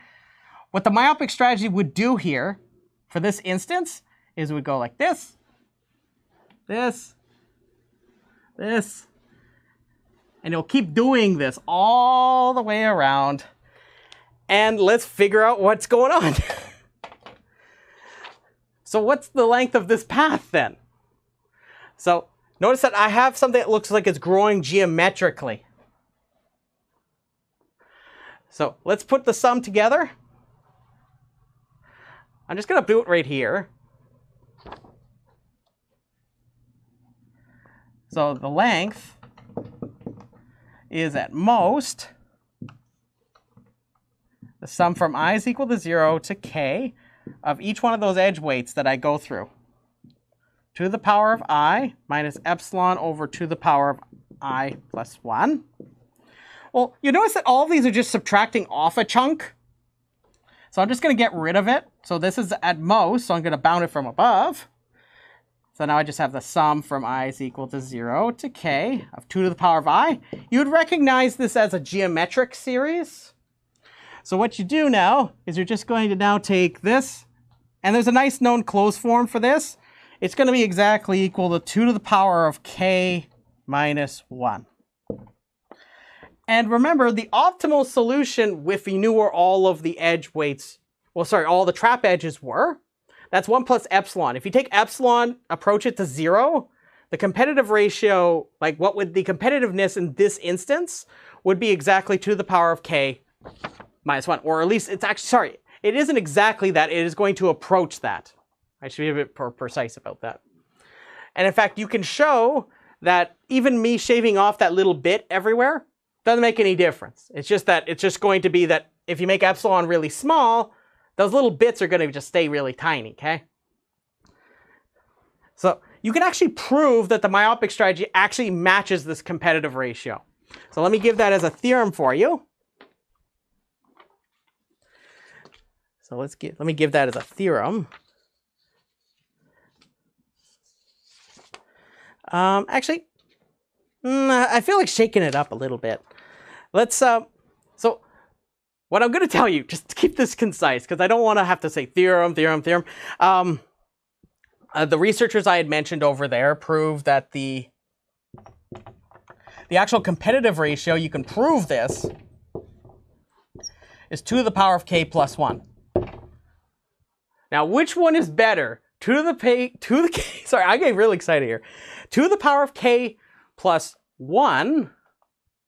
Sorry, get back here. Which one is better? 2 to the power of k plus 1 or 2k plus 1?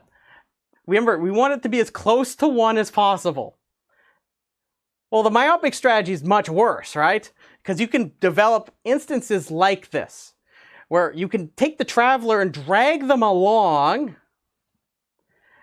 further and further paths over and over again until it eventually reaches T, when it could have taken a much shorter path by repositioning as per the reposition strategy. So that brings me to talking about another strategy. So the same authors that proved this,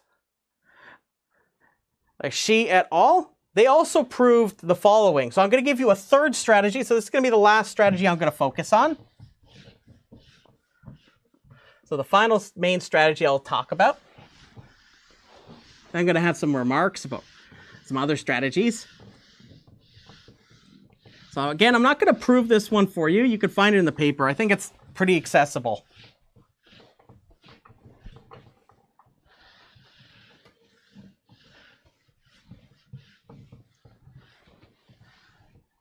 Okay. So I'm going to give you one last strategy. So here's strategy number 3 for the K Canadian traveler problem. So this is what we're going to call the comparison strategy.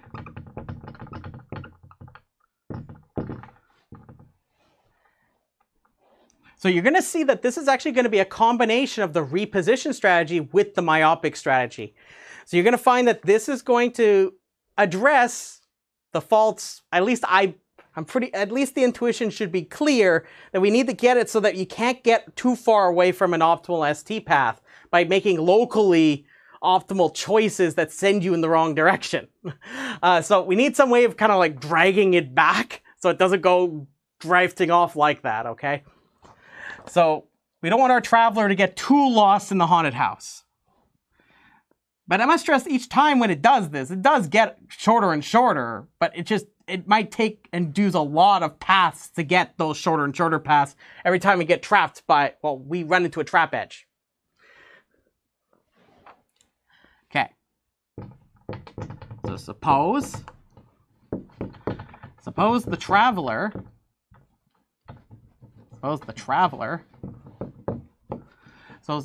encounters a vertex U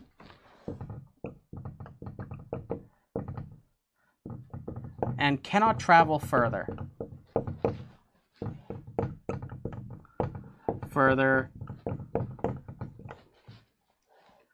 as E, we'll say as it encounters. So as it travels, it cannot travel further as, cannot travel further, I'm thinking about a fun way to put this, further along edge E as it has a trap.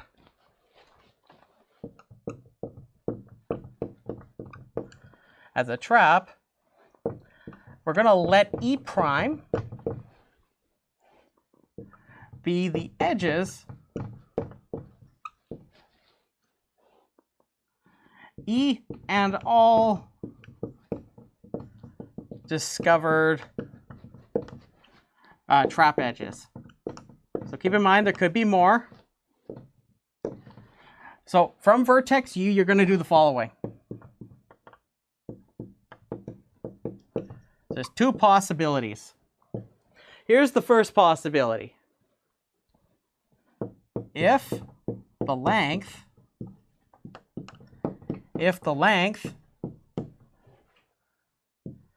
of shortest UT path, if the length of a shortest UT path without using edges E prime is at most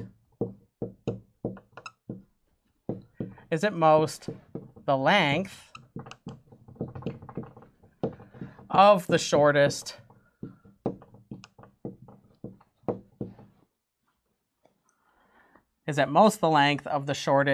ST path without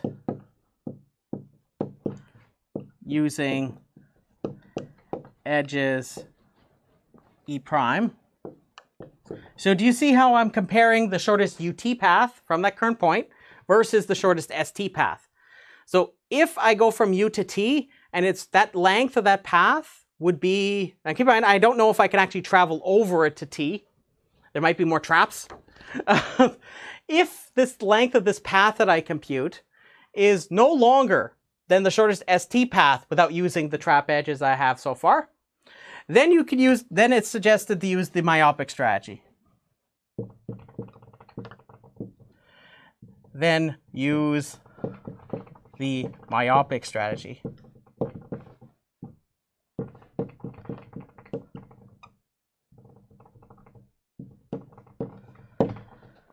So if you see that your shortest UT path is not going to be longer than the shortest ST path, in the case of when we don't use the trap edges that we know so far, use the myopic one.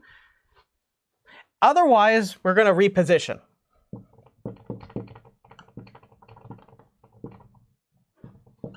Otherwise, use the reposition strategy.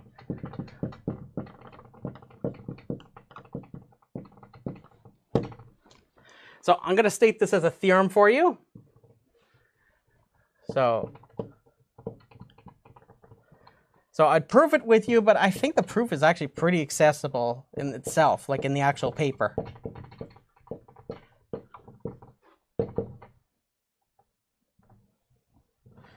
And you're going to tell right away, since you're given two choices like this, you're going to see that this is going to be very much about a trade-off that happens between these two choices, these two different policies. And you're going to see that this is sort of like the sweet middle when you allow this to happen. So an algorithm that uses the comparison strategy, as we've discussed previously with the other strategies, the comparison algorithm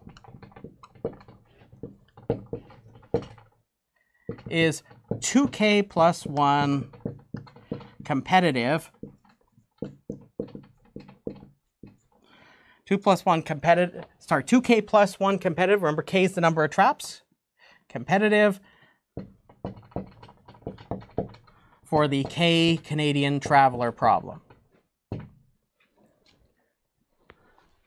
So so remember, reposition strategy matches this competitive ratio on its own.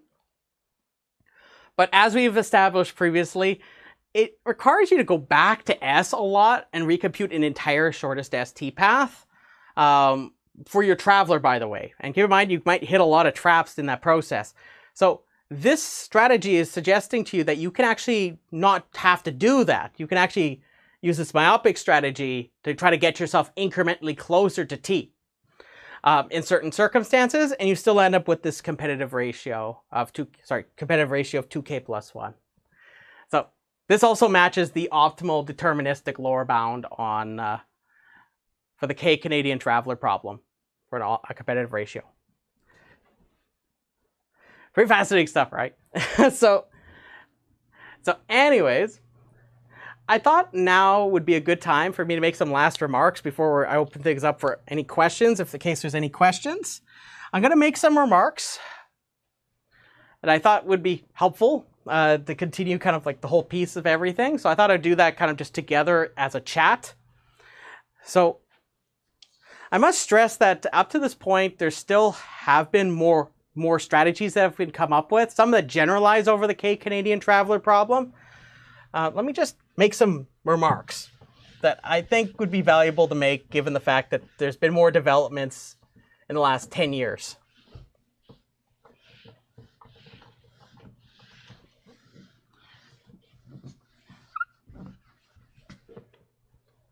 So I must stress that people still study these problems. They're very, very much a thing. Now, the thing is that because we have that lower bound result, it gives us some helpful information for how close we could be for a competitive ratio, and we have algorithms that match that. So in that sense, theoretically, that's sort of done. Like, it's done. It's just the question of, can you come up with other ways that may match some given setting that might be a bit better? So I want to make some remarks about some other strategies. So I'm going to do this more together as opposed to it being a little bit more isolated off. So I must stress that there's a lot more research out there.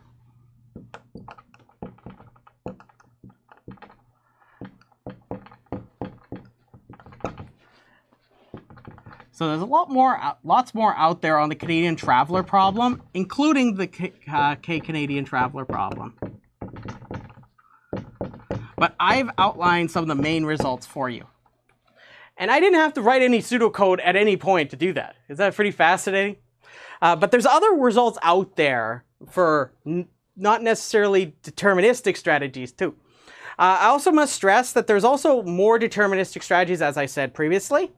In particular, there's some exact solutions out there that actually allow you to come up with ones that actually can optimally compute the shortest ST path, even when you don't know where all the trap edges are.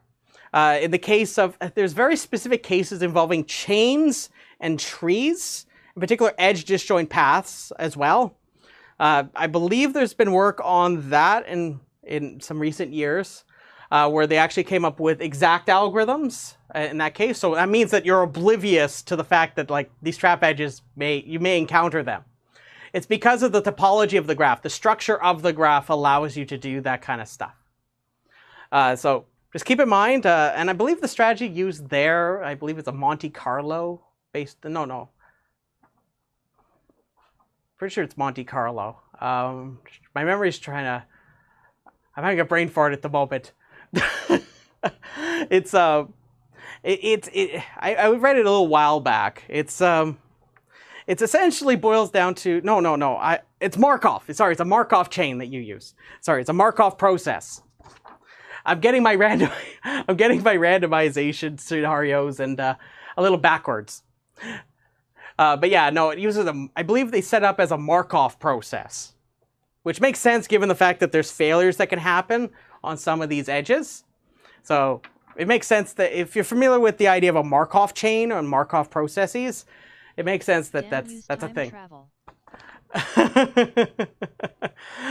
Hey, look, who knows? I might hack, because seeing as I have a teleporter room, maybe I do have a time travel machine as well in my haunted house. It's somewhere in here. I don't know. Where is it? It's somewhere in here. But my point is that there do exist other deterministic strategies. There's some special cases where the optimal bound has been obtained using simpler approaches. Also, I wanted to make a remark about randomization, because that's one thing that I did not talk about here.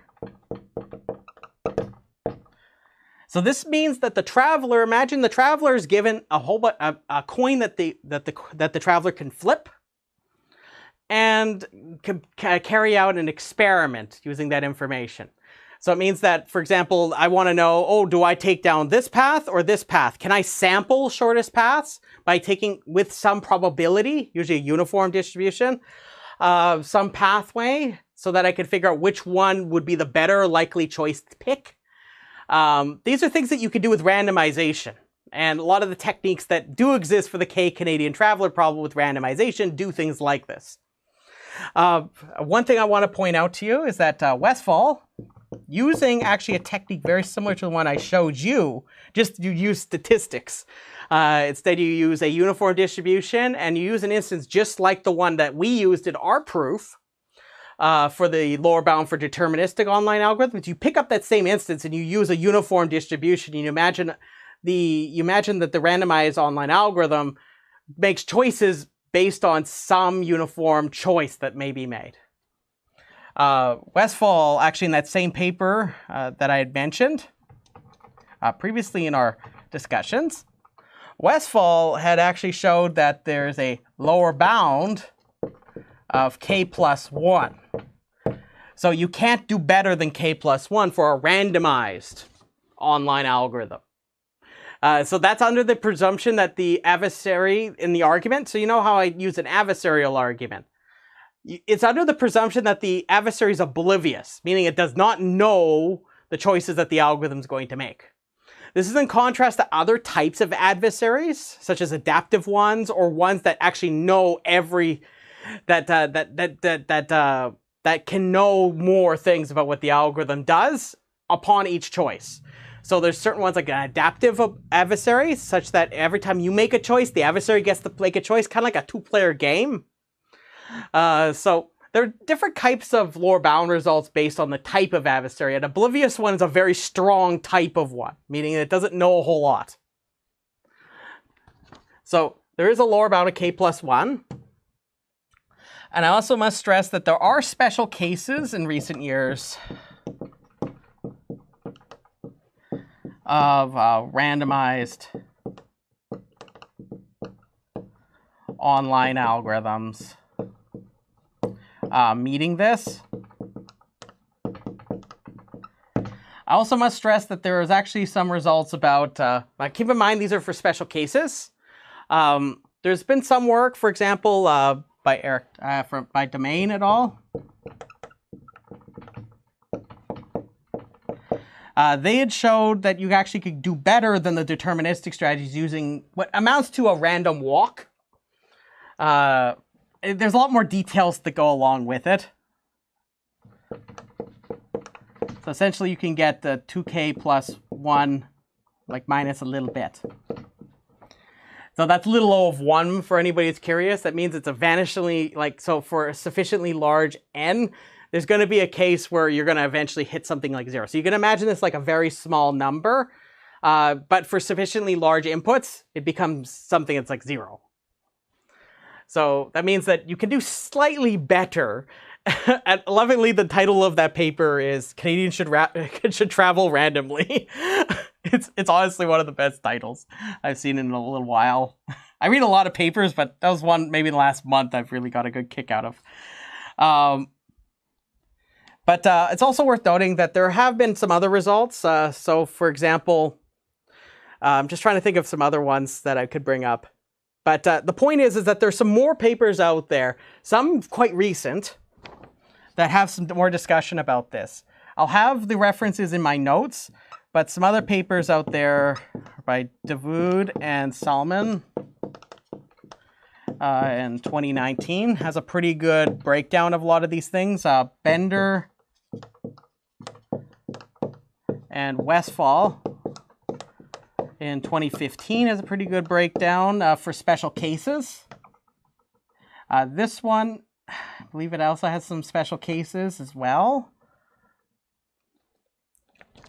But my point is that there is active work on this problem, and randomization seems to be one that's rather interesting in its own right to explore with this. But for deterministic cases, I've shown you pretty much some of the state of the art, which it sounds surprisingly simple, but that's great. That's a good feature.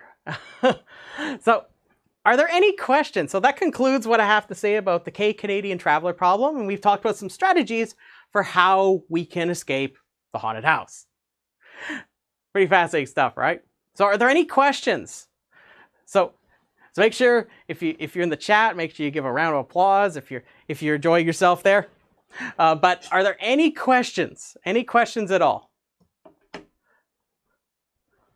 So the main reason why I didn't go into too much detail about these is because they take quite a bit of time to talk about. And I'm not prepared to do just like a half hour on sampling and things like that. It's a whole other strategy. It deserves its own fun. Very nice, very nice. Wonderful, wonderful. But the big thing I'm getting at is that the intuition is quite nice, is that the one way you can beat an adversary is by making choices that are oblivious to the adversary. So by using a random choice, you can so the intuition about why this is lower than 2k plus 1 is because you can imagine that the oblivious adversary, this is the intuition, it's not exactly right, is that with randomization, you can basically circumvent the fact that you can build nasty instances, like in the deterministic case, where you could, with some probability, go down the good one, the good path. But it's going to take some penalty. But yeah, if you ever look at the proof for this one right here, it's in the same the work of Westphal that I referred to earlier for Stefan Westphal. That work there, it has this proof, and it's actually really easy to follow, assuming you know a little bit about statistics. In particular, one principle that's used very often with randomized algorithms. But yeah, now, are there any questions? It can be about anything, okay? Any questions at all?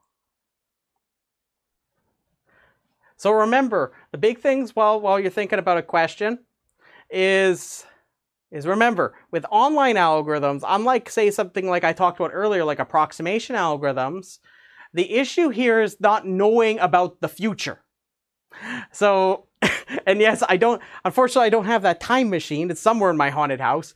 But we don't know, like if I make a choice that could affect potential outcome of the algorithm in the future, there's limitations for this. So there's going to be issues when it comes to dealing with the consequences of that. And that's the main point I'm getting at in our discussion about online algorithms. Is that since we don't know everything about the input, in this case the trap edges, we are going to be at the mercy of the choices that we do make and the penalty we take for correctness to compute a ST path. Just like in a lot of other circumstances, you make a choice right now, you may not know what's going to come down the line, just like any other sequences of choices. Just for example, say another classic example in online algorithms is the idea of going to a ski resort, renting the skis versus buying the skis at a certain price. That's actually another setup for an online problem. Is that, do you rent the skis? How many times do you rent the skis before you consider buying the skis? Do you buy the skis right outright? This is another example of what I'm talking about. So in this case, the online nature of the problem comes from the fact that the traveler doesn't know where the trap edges are until we reveal it, right? But we're smart enough not to go over the trap edge. But just like we talked about, the Canadian traveler problem, it's like going in a snowstorm. You don't know when you're going to run into a blocked off road. Especially out here near Winnipeg and Manitoba, we get pretty nasty winter storms. It's something that you just kind of get acquired or acquainted to when you live here your whole life. Or grow up in it. You're just like, oh yeah, minus 40 something. That's pretty typical stuff. Oh yeah, no, there's just a big drift. I walk over the big drift, okay? Oh yeah, there's 2 feet of snow. Oh yeah, I just shovel that. It's just something we're kind of used to, but highways do get closed. Didn't stick today. Yeah, I know. It's fortunately been a little warm enough here that we didn't have the snow sticking here. But yeah, no. So anyways, I'm gonna take my hat off. Taking my pimpin' hat off, okay, everybody? So that being said, I want to say thank you so much for coming on out here today. We went a little longer than I was expecting. I thought we were going to be here for a couple hours, but hey, look, it seemed like people are having a good time. It's 4 if you count all the prep beforehand. But you're not supposed to know about that. I want to say thank you so much for coming on out. And next time we'll be live, I believe, on Thursday. We're going to be playing more Legend of Zelda Link's Awakening. And when I come back next week, we'll talk more about computer science, algorithms, and more. Okay, everybody? So I say thank you so much, everybody, and have yourself a beautiful day. I'll see you later.